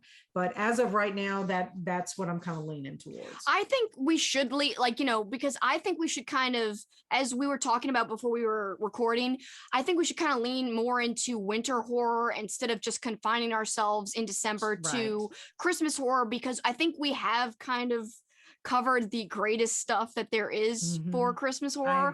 However, there still may be things that we find that are really interesting or good, or they might surprise us. So I don't think we should totally cut it out, but I don't think we should do 12 or maybe not even 6 all Christmas horror. Like maybe you should do like 2 Christmas horror or 3, and then 3 winter horror. Right. You know what I mean? And then like classic stuff or whatever you decide to do. I do agree with maybe whittling it down a little bit in terms of Christmas specific horror movies. Yeah, I think that's a good idea. Yeah, we're on the same page on that for sure. So how about you with your horror? Well, you got to put some of my movies on your list next year, it sounds like, because it'll be better than this year for sure for you if you do. All right, so I loved my marathon. There were some duds. There was at least 3 duds. But overall, I actually found a new favorite, and it was just a good time. So I was worried it wouldn't live up to last year's movie marathon, because like Kat said, we had some gems. We watched Black Christmas, the original. We watched Rare Exports. We watched, wasn't it called A Christmas Horror Story? Yes. That was in a wonderful anthology. We watched, in my opinion, my favorite was Christmas Evil. So to me, that was like, I watched Christmas Evil for the first time. Although I did watch it this year, I'm not putting it on my top list because it's a rewatch. So when I go through my top, I was able to make a top 10 list. Oh, wow. When I go through my top 10, Christmas Evil is not on it, and no rewatches are on it. So Mothman's not on it, because that was also a rewatch, just like it was for Kat. It was for me as well. And I love Mothman Prophecies. So it would be on my top 10 if I was including, things I've already seen before, but I didn't. So like I said in the beginning, when I was throwing it to Kat, I watched 24 total movies. Originally was supposed to watch 25. I'm not upset about it, because I felt like I was really accomplished and kind of watched things at a good pace. I thought it all worked out really well. So I watched 16 horror movies. It was originally supposed to be 15, but because I added All Through the House, it became 16. Right. And then because I took away A Classic Christmas, I actually only wound up with 8 non-horror movies, because I decided to take one off my list when I had added a horror, and I thought I was going to get to one of the movies that you watched, It's a Wonderful Life, but I didn't get there. So that's why it was supposed to be 10 and 15, but then it morphed all around to different numbers and different ways it was combobulated and stuff. Like my list kind of went through like evolutions and changes. So it is what it is. I was happy with the final result, and isn't that all that counts, really? Exactly. Yes. All right, so my top 10, I'm kind of excited because I think some of these are really good. Now, I did kind of stretch when it came to number 9 and 10. These aren't like, I wouldn't recommend them super highly, but they were decent. They were okay. They were worth checking out. So number 10 is an anthology type of movie called All the Creatures Were Stirring. It was pretty decent. Like all anthologies, though, both book and movie form of anthology, you got some little stories that are really good and that are more entertaining than others. Some are more boring or duds. So All the Creatures Were Stirring is one of those types of movies for me. I do recommend it though. It's just not like the highest recommendation, but definitely better than a lot of the things that you were disappointed in, Kat. I mean, I think it was better than Sleigh Bells. Oh, So, good. yeah, Good. I think it was better. Well, than Sleigh I'm Bells. writing these down because Yes. I think these will be ones that I will look at potentially putting on my list. So number 9 was Santa Jaws, and it's as stupid as it seems. It's supposed to be though, Right. and it's actually a unique premise. It's not just some random shark that is like got a Santa hat on it.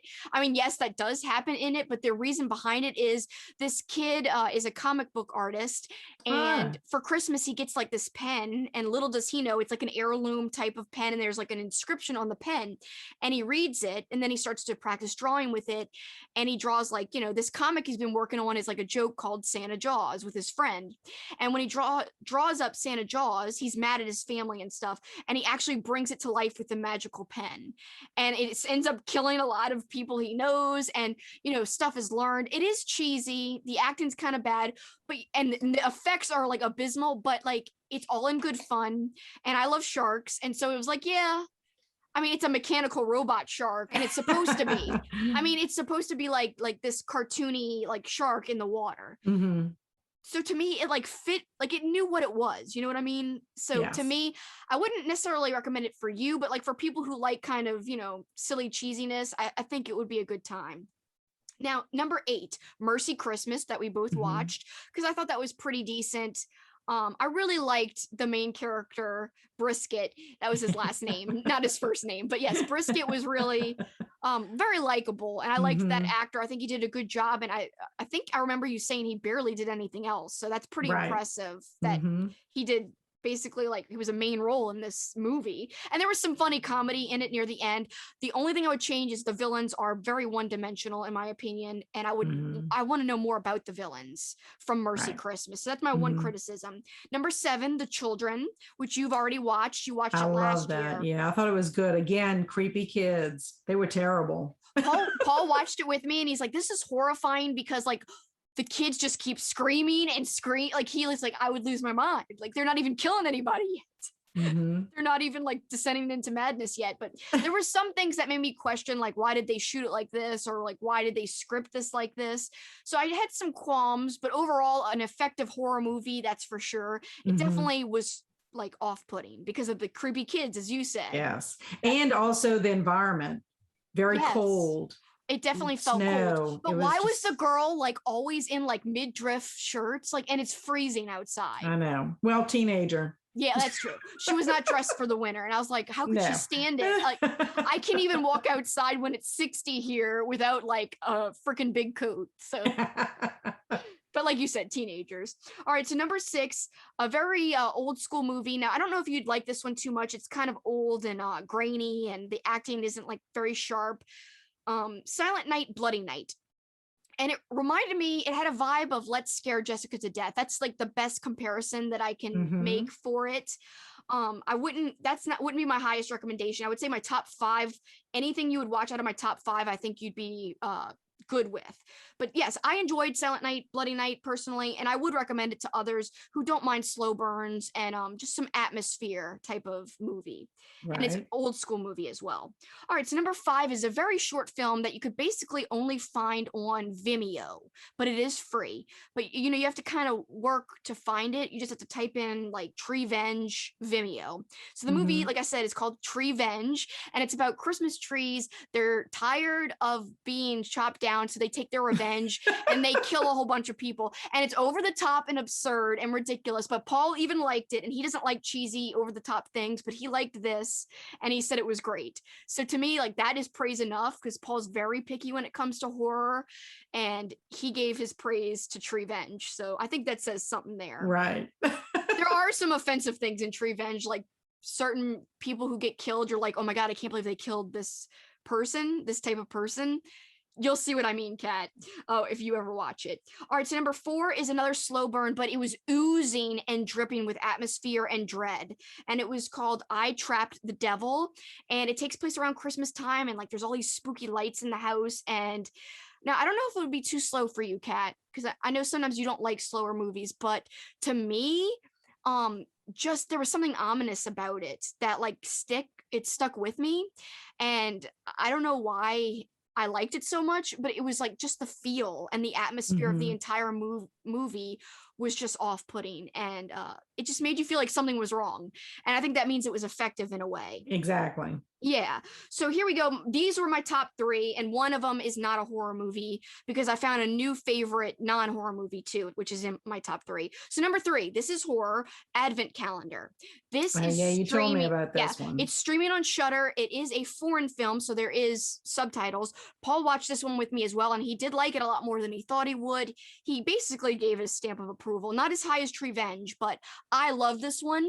I thought the story was unique and interesting. The ending was kind of like, whoa, what's going on here? And it was just an interesting, very unique, very different premise, very creative. I'm so glad I added this one to my list. It was not on my original list, but I think I wanted to replace something after I had watched one of the bad movies, and I had another movie that I knew would be bad, but I thought it might be bad good, but I was like, I don't want to even take a chance. Right. I don't even want to gamble at this point because the movie I'd watched before was so bad. So I said, okay, I'm going to replace it with something that might be good. And so I looked up Advent Calendar. And by the way, I think I found another movie as I was doing the research to find Advent Calendar. A new movie with Keira Knightley came out called Silent Night, I think it was. There's mixed like reviews, but it's some positive reviews. I say we should look into that one possibly for next year. Okay. You might want to put Keira Knightley in parentheses because I can't remember if that's the official name, Silent Night. Okay. I think it is. That's one I added to like my potential list for future years, just so that I could remember. Number 2, this is the non-Christmas movie the non-horror movie I alluded to, Claws. So Claws was so cute, and it's Claws with a K. I loved it. Loved it. I think it was the only new like non-horror Christmas movie I watched. I think every other non-horror Christmas movie was a rewatch except for Claws. And Claws blew me away. I teared up. It was so good. And I'm not a huge fan of that animation style. I'm more into classic animation, or if it's got to be computer generated, I kind of like Pixar type of animation at least. But it didn't even matter to me. The animation, the story was incredible. Right. And did you know that Rashida Jones plays the school teacher? Oh, I didn't realize that was her. She's the voice of the school teacher. Yes. Oh my God. So I thought it was fabulous. I loved it. Oh, I loved it too. That's why it's almost my number 1. But my number 1 has to be, and I told you about this one already. It's not really, I would say it's like a action, like more of like an action Christmas movie. And it is Fat Man with Mel Gibson playing Santa. And it had heart, it had humor, but it was dark humor, and it had violence. So it literally had everything that you could want if you like fast-paced movies. And the story was unique and fun. And basically, like, this kid hires a hitman to try to kill Santa because he received coal.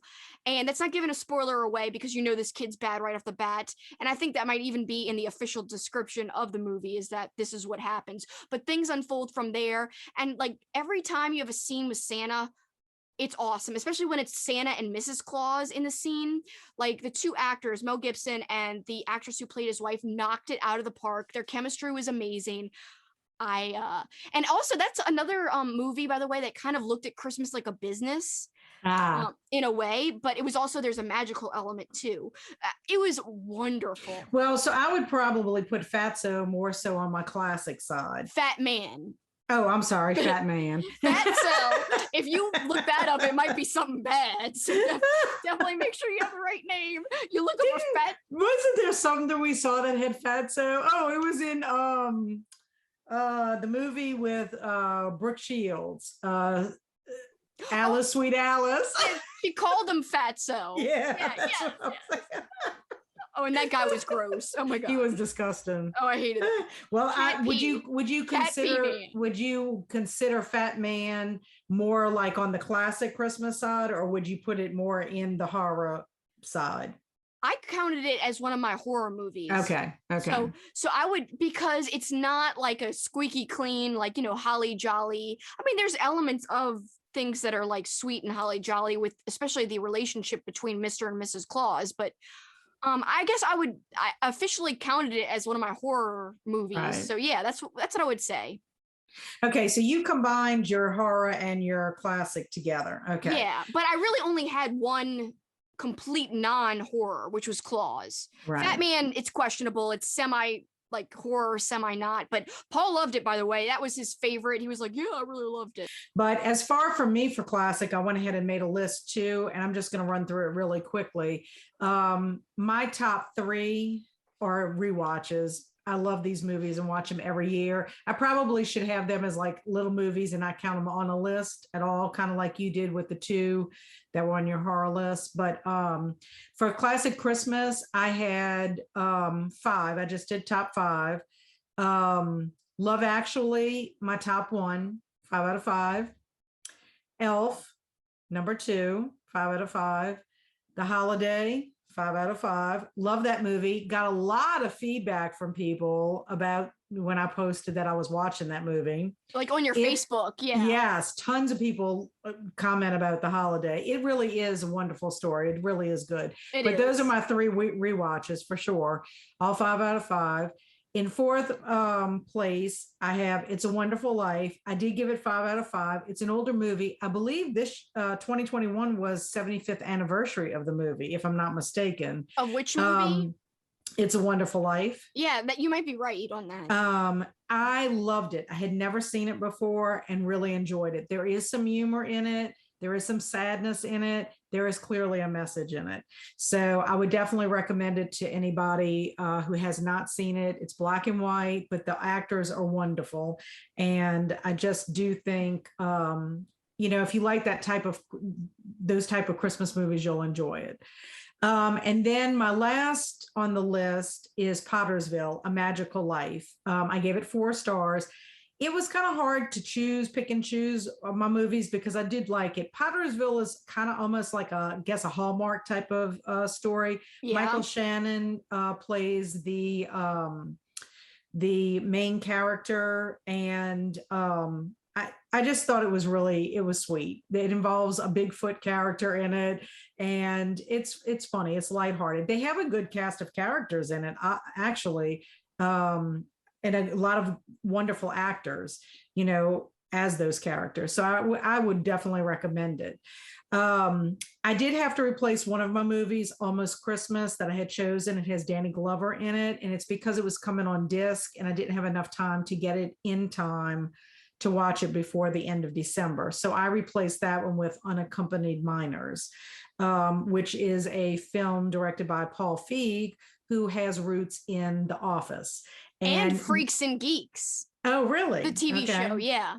Well, Mindy Kaling is in Unaccompanied Minors, and so is BJ Novak, which were both writers and actors for The Office. Yep. Unfortunately, it was probably it's one of my last movies. I gave it 3 stars. I mean, I'd watch it again, but it's more kid-centric, and it's a good time, but it was not my favorite. I mean, my other 2 least favorites was Surviving Christmas with the Relatives, which was a British film, and then Holiday, which has Emma Roberts in that one. It was cute, but also kind of like a Hallmarky type of film. I gave all 3 of those 3 stars. Now, my other 4-star movies that I would recommend you watch all of these, honestly. But the ones that have 4 stars, Holiday Calendar, another kind of like Hallmark type movie. The Night Before, which is really funny, but does have some irreverent kind of things in it. Seth Rogen's in it, Anthony Mackie, and who's the third guy? Levitt Gordon Levitt. John Levitt Gordon? Yeah, John Levitt Gordon. John Gordon Levitt? I don't know. Yeah, well, however you pronounce it. Yeah, he's in it. He was in Inception. I mean, I've seen him in other things, but the 3 of them, they do make this pact and they go out on Christmas and do all these crazy things.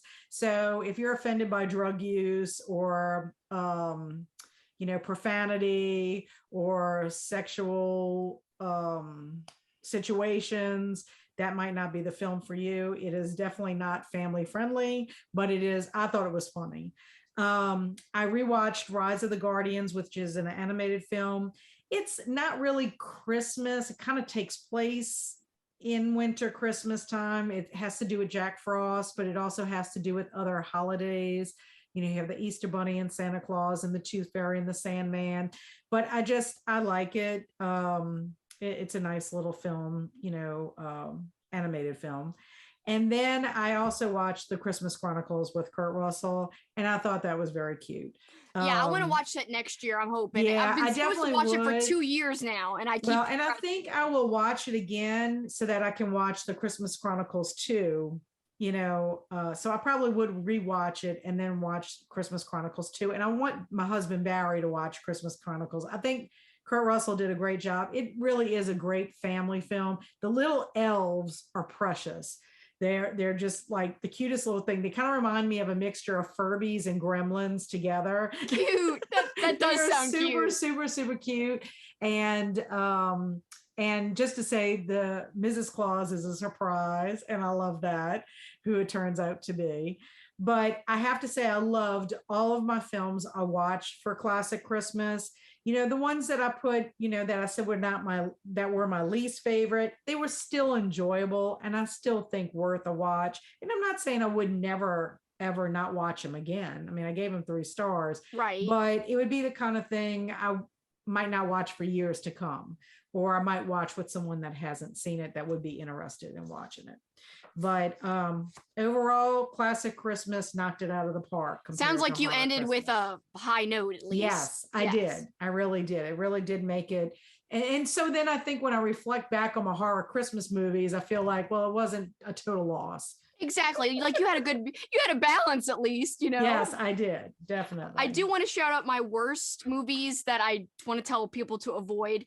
I have one in common with Kat, Mrs. Claus. Stay away. Yes, definitely stay away. Stinks. Oh my God. And then Ginger Dead Man 2. I watched Ginger Dead Man last year, and I both hated and loved it because it was so absurd that I enjoyed it.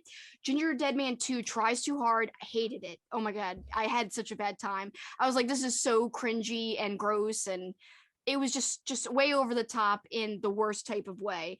Then finally, I didn't like this movie called Await Further Instructions. It was about a family kind of getting trapped in their house when they're celebrating Christmas together.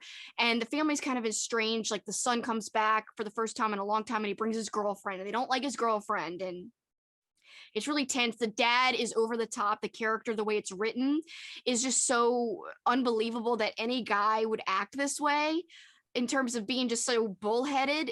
I don't know. I mean, men are bullheaded, but no offense. Just kidding. Just kidding. Wink. But anyway, this guy was another level, just did not have any sense of things, and he didn't want to admit he was wrong, and he was so frustrating to watch, and I didn't like the horror, and it felt very sci-fi. Mm-hmm. I just was like, when is this going to be over? And Paul watched it with me, and I don't think he liked it either. So I couldn't stand that one for some reason. It's not like it had anything offensive. It was just not a good film, in my opinion, in terms of the story and the acting. Well, it's just not something that you want to watch. Like, you wouldn't want to watch a human being in real life acting that way, much less have to spend 2 hours watching someone act like that the whole entire time. The character was just, I was over the character for sure. And out of all the 24 movies I watched, 9 of them were rewatches somehow, but most of that was classic movies that I rewatched. Most of my new stuff was horror. But in terms of rewatches, just to name the titles real quick, The Mothman Prophecies, as I said, that we both watched. Die Hard, because to me it's a Christmas movie, so I had to watch. It had been a while, so I watched Die Hard. Jingle All the Way, which I'm very sentimental about. My mama and I watched it 2 times together on Halloween because I had to sleep over at their house and I was homesick. And so she's like, "You want to watch a movie?" And I was like, "Oh, I want to watch Jingle All the Way." It was Halloween. I don't know why I was watching a Christmas movie, but as soon as it was over, it I was feeling not homesick when I watched it. So I was like, I want to watch it again. And she watched it with me, even though we just watched it, she watched it with me again. So I just have very fond memories, and I kind of teared up at parts of that movie, but it's also very funny. It's very funny. Arnold Schwarzenegger So good, this movie. Like Phil Hartman's in it, the late great Phil Hartman. So yeah, it's a wonderful movie for sure. Then I watched A Very Murray Christmas, which is just basically kind of like this musical, but it's scripted. It's a Netflix movie. It's just kind of fun, silly, and I love Bill Murray, so I was like, yeah. Home Alone, I watched for the first time. I hadn't watched it last year, so it was the first time in like a year. I usually watch it every year, but I skipped last year and I was like, hell yeah, I watched it again. And I also watched Home Alone 2 again, How the Grinch Stole Christmas, and A Charlie Brown Christmas. So those were my rewatches, and I loved watching them all. So overall, like I loved my list, including the new stuff, including the most of the horror. Like even All Through the House, I didn't dislike that much. I didn't find myself like hating it like you did. I was kind of like, I was in the spirit of it. After you had told me what it was like, I was like, okay, I know what I'm getting into. Exactly. So, yeah. Well, I do have one question about Ginger Dead Man 2. Gary Busey played Ginger Dead Man. Did he play Ginger Dead Man too? Nope. Okay. So that was a shame because I kind of liked his crazy zaniness as Ginger Dead Man in the first one, but I believe it was, I believe I'm right in saying that he's not in the second movie. I'm pretty sure he probably didn't want to do another one, but yeah. The second one, oh my God. Yeah, one was enough for me too. I mean, the second one. And that's when I changed. After I watched that movie is when I took off this other movie. I think it was called Christmas with Cookie, which is supposed to be notoriously bad. But I was like, oh, it could be funny. I was like, I'm not even trying. Right. After Ginger Dead Man 2, I'm like, I'm not even risking it at all. So yeah, that was my list. And thank you for doing that with me, Kat. I know you struggled, but you flipping got through it. Thank you so much. I did.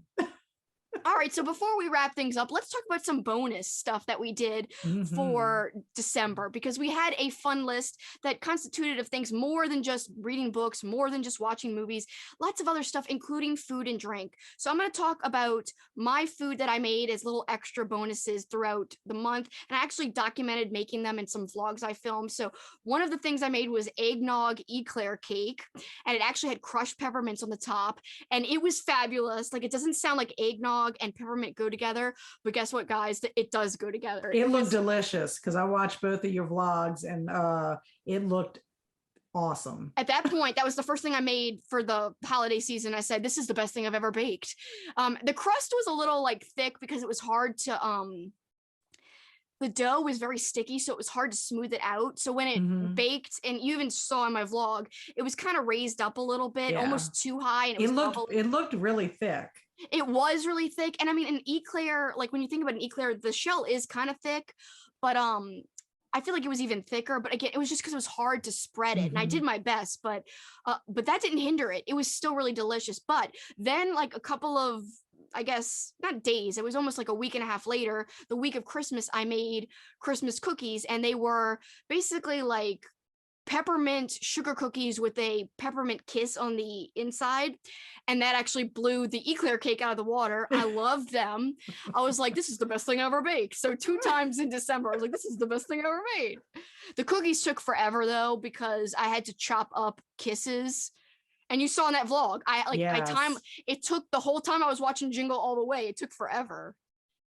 That is insane. Yeah, I don't know why I was like being all precise, and I was like, come on. I had to get like a whole cup full or a half cup full of that stuff all crushed up. I could have used a food processor, but I was trying to watch the movie and like prep. Right. Well, at least the reward at the end of it was wonderful. It was at least awesome. They tasted so good. If they would have tasted terrible, then you would have really felt like, I know. I would have been like, no, I spent all this time. And my dad doesn't even like peppermint, so I would have felt even worse. But because like we brought him a piece of key lime pie from like the store, so we're like, you have this, we're having the peppermint stuff. So it worked out, and I'm glad it turned out good. But that was my extra food. Kat, you had some extra drink. So yes, I had cocktails. I did not do any baking this time. I wanted to try, but I did not. I didn't have the time for it. I had 2 cocktails. One I made myself. It was a mistletoe margarita. It was delicious. I made it for Christmas with Barry's family and really enjoyed it. Then we had a second cocktail. It was called the Cherry Ripe Martini. And my friend's husband, Kerry, who's usually our bartender when we make these cocktails, we have drink nights. Well, we always get together with our friends Shelly and Kerry on Christmas evening after I've spent time with my family, my side of the family. And so that's what we had. And it was really good. It was his own concoction, how he made it. So yeah, I'll write more about all the ingredients and everything when I do my blog post. And I will link Kat's blog down below, by the way. But I know you weren't just busy mixing up drinks for December. You did actually a lot of other bonus stuff. So tell us about that too. I did. I was pretty busy. I actually got to go see a play. My friend Karen, who I've been knowing ever since kindergarten, believe it or not. We went to elementary school together, and we went to high school, I think, for 2 years together. She was in a play called The Best Christmas Pageant Ever that was at the Slidell Little Theater in Slidell. I went with my friend Shelly and Carrie. My husband was supposed to come with us, but he had to go to Vancouver, Washington for work and was unable to make it. But we had a good time. It was really awesome. And my friend Karen, it was a musical, and she was one of the 3 singing ladies, in the church. And it was really, really, really cute. It's a bunch of misfit kids, and they get into this Christmas play, and they think it's going to be a disaster, but they learn what the true meaning of Christmas is. So it was a lot of fun. Also, I wore pins, little Christmas pins, and I wore socks. I like wearing holiday socks around the time of the holiday. This year I added gnome socks because I have discovered I love gnomes ever since we did Halloween shopping, and I bought some gnomes. And I also bought a Christmas shirt. I bought a Grinch shirt, and I wore it for our Christmas Evil challenge when we did our live stream to wrap that up. So I'm so excited. I have an official Christmas t-shirt. Some new things that I did that were not necessarily on my original fun list. I bought some Christmas decorations, but I didn't decorate the same way I did for the fall. I bought some gnomes. I bought some coffee mugs. I didn't do a big tree because we're still having issues because of Hurricane Ida. My house is still not where it needs to be because Andrew's room is not finished yet. So I did take out my little Christmas tree I have that you put little ornaments each day on. And I kind of used it more like for taking pictures of different things I did throughout the time. I really wish you and I could have gone shopping. I know, that would have been fun for Christmas. Like to get the decor like we did for Halloween. But I was pleased with some of the things that, I have gotten. I also send out Christmas cards, and I don't know why I didn't put that on my list. I send Christmas cards out every year. I chose Joy, which is pretty funny that I had Joy on my Christmas cards this year because I read a book in December called Joyful, and it has prompted me to do a year of joy in 2022. So I just thought that was kind of coincidental that it worked out that way. But I love sending out holiday cards, not just at Christmas time, but holiday cards. I like to decorate the envelopes with stickers. I love your cards. They're wonderful. And I think people enjoy getting them. So I definitely do. I keep doing them. And then I bought myself a Christmas present. There's a subscription box called Owl Crate. It's a YA subscription box, and they'll always have a book, a YA book, and then they always have some little things in it, clothing, pins, just tea sometimes, all kinds of wonderful things. Well, they did something called 12 Days of Owlmas, and it's a bookish advent calendar. Every day you open a little package. It started on December 13th all the way up until Christmas time. And I absolutely loved the idea of it, that it inspired me to do a 12 Days of Christmas for Kelsi. But I also documented every day that I opened a gift, and I posted the pictures on Instagram. I also have, besides gnomes that I'm collecting, I've also started collecting these little holiday birds. And really? Yes, it's just really strange. I got one as a gift years ago from my principal, and it was really cute. And then I happened to notice that they had some at Walmart this year during the fall. So I picked up a couple there. Well, apparently Target sells them. Oh. So I picked up some from Target for Thanksgiving. And then I picked up a couple for Christmas, and so now I have a collection of these little birds. Cute. And I even bought one that's kind of more like wintry. It has little ice skates on it. I can't wait to show you some of them. They're really, really cute. Yeah, I'd love to see them. I noticed Walmart had some Mardi Gras ones and some Valentine's ones. So I'm almost wondering if Target has the same thing. So I need to go in there and just stop in and check it out. So I have started collecting gnomes and these little birds for our holidays. I don't know. You're going to turn into a collector like me. Watch out. Yes, I know. But they're precious. But anyway, that Owlmas thing I thought was wonderful. It was like probably one of the best gifts I have bought myself in a while, but it inspired me to do it for Kelsi. And I plan to do it next year. And I don't know necessarily for me to do the Owlmas next year for myself, but I'm planning on doing it next year. And I think I'm going to add some more people to my list. Like I really thought this would be great for like my sons, for my husband, other friends. And it doesn't have to be super expensive. It's just little bitty gifts. And if you can really pick out, I think I did a good job on yours. Oh my God. I'm just waiting for you to stop so I could talk about mine. I think I did. You did an amazing job. I loved all my gifts. Pat myself on the back. Like you said, like it's not like these were like extravagant gifts, but like to me, they were so personalized for me that like they felt extravagant to me. Like, one, I got a Home Alone mug that I like so much that I took it over to my parents' house for Christmas Day to have coffee and breakfast there. I was like, I want to drink out of my Home Alone mug. So I brought it over there just to drink out of. Like, I wasn't going to drink out of their mugs. I had to have my cat mug, my Home Alone mug from Kat.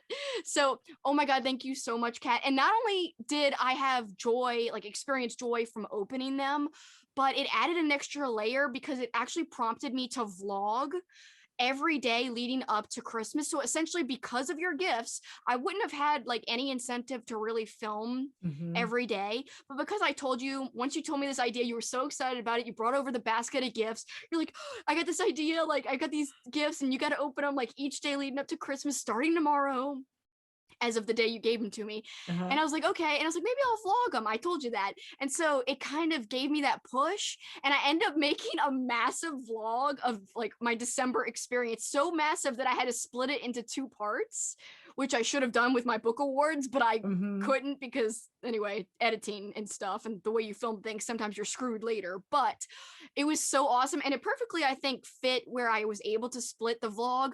But oh my God, Kat, thank you so much. Like, I could name one. Did you like when I tried the beans and it was so disgusting? Yes, I thought that was hilarious. I couldn't wait. I said, I hope she at least either tries one on camera or she describes it or whatever.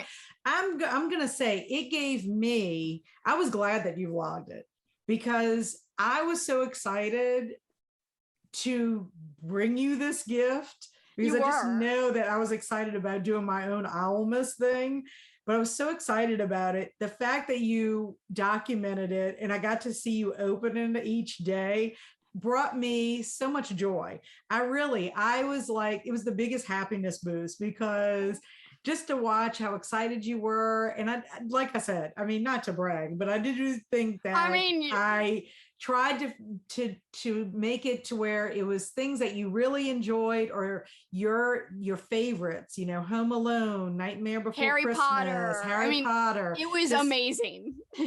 Yeah. So, I mean, I think that's the biggest thing about giving gifts to people is the joy you get from seeing how much happiness another person gets from that. Yeah, I love knowing a person, like when you know what to get the person and you know the person really well or they're easy to get gifts for. Like Paul is not easy and it's like because he's like, I don't want anything. I like practical that things. Sounds just like my husband. It's the worst. And I'm like, oh my God, you're the worst person to shop for. But when it's somebody like you, it's like it's easier for me because I'm like, okay, well, I know she likes this, I know she likes that. I always make mental notes when people like talk about certain things. Yes, me too. Yeah. And so my dad, he's just prepped me for like gift giving because like I was telling Kat before we recorded, and this is relevant because you guys are book lovers too who are watching probably. My dad gave me like this awesome, I guess you'd call it like a bookend, but it's really like a book middle because it goes in between stacks of books. And it's freaking awesome. It's Jack Nicholson's character, Jack Torrance from The Shining, and it's like, his face squeezed through when he's like, here's Johnny. So it's like what's so great about that is you can put it in between your Shining and Doctor Sleep if you wanted to. That's true. And the thing is, my dad didn't know about the Year of King, and yet he got me like tons of Stephen King, like the Stephen King pillow. And so like he's That's really fabulous. good at, like, he knows I like King, he knows I like reading horror. So he kind of just puts the puzzle pieces together and like finds me unique gifts that I never put that on a wish list. I never told him, hey, I want a bust of Jack Torrance screaming. But like he just got it. So I feel like, when you know somebody like that, it's like so special when you see them open the gift. So like I loved giving you your gifts. Like your gifts were the easiest. I kept finding things. I was like, Kat. I had to stop myself at a point. I even got your birthday presents in December because I was finding so much stuff for you. Well, I did. I had a couple of too for birthday. And it's like, you got to try to hold back because our birthdays are so close. We're about to have our birthdays this upcoming week. We share our birthday week. So it's pretty great. I think that's why we have so much in common. It must be like our birth sign or something. I don't know. Exactly. It's great, but I honestly am 100% being sincere when I say like that was one of the biggest highlights for me for the entire month. Thank you so much. Like it brought me, like you said, welcome. The joy. It brought me a lot of joy to me do too. So. It brought me joy to open them. I mean, we had Nightmare Before Christmas, we had Harry Potter. I mean, not just the beans, we had the bookmarks, we had freaking 2 different Nightmare Before Christmas things, some tabs and some lights. And by the way, the lights are on my garland, but they're not on right now. But I did wrap them around my garland. And so my cool little K, I have it sitting on my windowsill. She gave me like a letter K that I could hang up. And don't forget, I gave you, I was going to say your evil Santa for Christmas evil. That was the best I could do. I was like, he was a little cheery for Well, it was just Santa. Really funny though. Andrew's like, you do realize it's a lumberjack Santa. I'm like, but he's holding an axe. So it counts. He's a murderer in my eyes. He's a smiling killer. Well, your tree-venge trees would probably not like him. So no, they would take revenge or tree-venge on him for sure. Right. So, oh my God, I just loved doing that. And like I said, it kind of prompted me to vlog. So thank you for doing that in more than one way, because the vlog was really a lot of fun. I had such a great time documenting. Like I documented my trip to Florida, all these restaurants and breweries, and my opening of my Christmas gifts. My dad got into the idea of filming. He's like, set up your tripod over here. Like he was into it. Like he was like, you're gonna bring your tripod. I have to say, if you have not seen Kelsi's vlogs for Christmas, I would highly recommend both of them. They're a lot of fun. She did a lot during that time period. It was a lot of fun. And I actually documented after Christmas too. And that brings me to what I did to kind of cap off the Christmas marathon and fun list. I did watch some extra movies, but they were not Christmas related. They were movies I actually had on my, remember the agenda I bought that I never finished using at the beginning of 2021? I was like, I'm gonna buy this freaking organizer and be so like, neat and like collected and stuff. No, I stopped using it like a couple months in. But one of the things I used it for was to map out like every movie that I really loved, celebrating an anniversary throughout all of 2021. And I had the intention of watching these movies in the months that they celebrated their anniversary. Well, that didn't happen. I mean, we had a lot of marathons, a lot of things were going on throughout the year. But then when I got to December, I said, I've got some time. I'm finished my Christmas, for the most part, marathon. I'm finished my reading. Why not add some of these movies that I want to watch that were celebrating anniversaries before the year changed? So Donnie Darko, which celebrated an anniversary, Harry Potter and the Sorcerer's Stone, which was marvelous. And just to rewatch it, because also they did a 20-year anniversary special on HBO shortly after. Which I heard was fabulous. I cried. It was so good. In a good way, I cried. It was, oh my God, very emotional. You'll love it. We got to find a way for you to watch it. Also, Lord of the Rings, The Fellowship of the Rings, of the Ring, singular. I watched that for the first time in a long time, and that used to be one of my favorite movies as like a teenager. So like watching it again, I was like, oh my God, I love this movie. It made me want to watch all of them, but yeah, I didn't watch all of them right then, but I know there's more that I watched that I documented. It's all in the vlog, the things that I watched, but that really capped off the year. And I'm trying to think if I'm going to do that again next year, or if I'm going to spread it out. But even if I fail at spreading it out, at least I could maybe try to do it like I did this year and put it at the end. Perfect close to the year. It was a lot of fun. Yeah. So a successful December, in my opinion. Yeah, I think I am totally pleased with my Christmas fun list. I did everything that I wanted to do except bake. or make a Christmas dish. But besides that, I added extra things on that I had not planned. So I'm really thrilled with what we did. And, like always, I'm excited about the next time we're going to do it. Me too. So it makes me eager for next year, but also scared because, like you said, we're using up all the good films, like it's terms of like that are Christmas related and horror related. But we'll see. We could still find some things, hopefully. Fingers crossed. Yes, fingers crossed. Yes, please. If you guys have suggestions for other movies we didn't mention, please drop them in the comments below. If you saw any of the movies that we talked about today, or if you read any of the books we discussed, please also leave that in the comments below. Leave us your opinion. We'd love to hear what you thought of the books, especially Wraith. I want to hear other opinions on Wraith. So please drop that below. I want to read what people have to say. Kat really explained it very well, though. I got to say, she's kind of made me almost think that I'm going to change my mind on it, like when I reread it for sure. But thank you so much for chatting with me as usual, Kat. It's always fun to look back and kind of analyze what we did. Was it a success or not, and how we're going to improve next time, or how we're going to add to it and do more exciting things. Yeah, it's a lot of fun, and I enjoy not only doing everything on my fun list, especially if we're doing things together, but also having the time to chat about it. Me too. And here's to 2022, because hopefully we have a great year of more. I only have a water bottle, so sorry, but cheers. Yeah. Cheers. I can't wait to see what the new year has in store for our marathons and activities, but lots of King. We do know that as of now. Yes. And guys, please, hopefully you could be with us. We have a live stream January 23rd. It's going to be a ton of fun. We're talking about Misery, the book, but also the movie. So make sure that you read and watch the film so that you don't get one or the other spoiled. If you haven't seen one or read one, then you kind of gotta, check out both just to make sure that you're safe there. Right. But it's going to be wonderful. I think it's wonderful. I'm enjoying myself rereading Misery. That's for sure. So you started officially? Yes, I did. What page are you on? 70 something maybe. Well, you're moving right along. Yeah. And it's one that I need more time, like at a time. Like I don't like when I can only read like 20 minutes here. Like I want an hour, a solid hour or so to do it, but I'm loving it.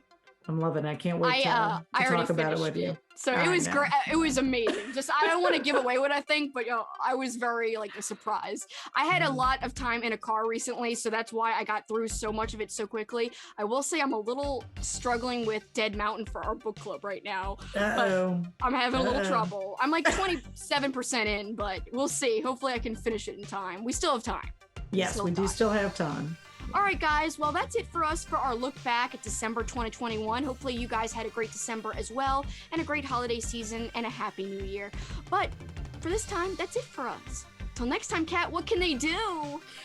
Keep on killing it. Keep on killing it. That's right. Bye, guys. Bye. Thank you.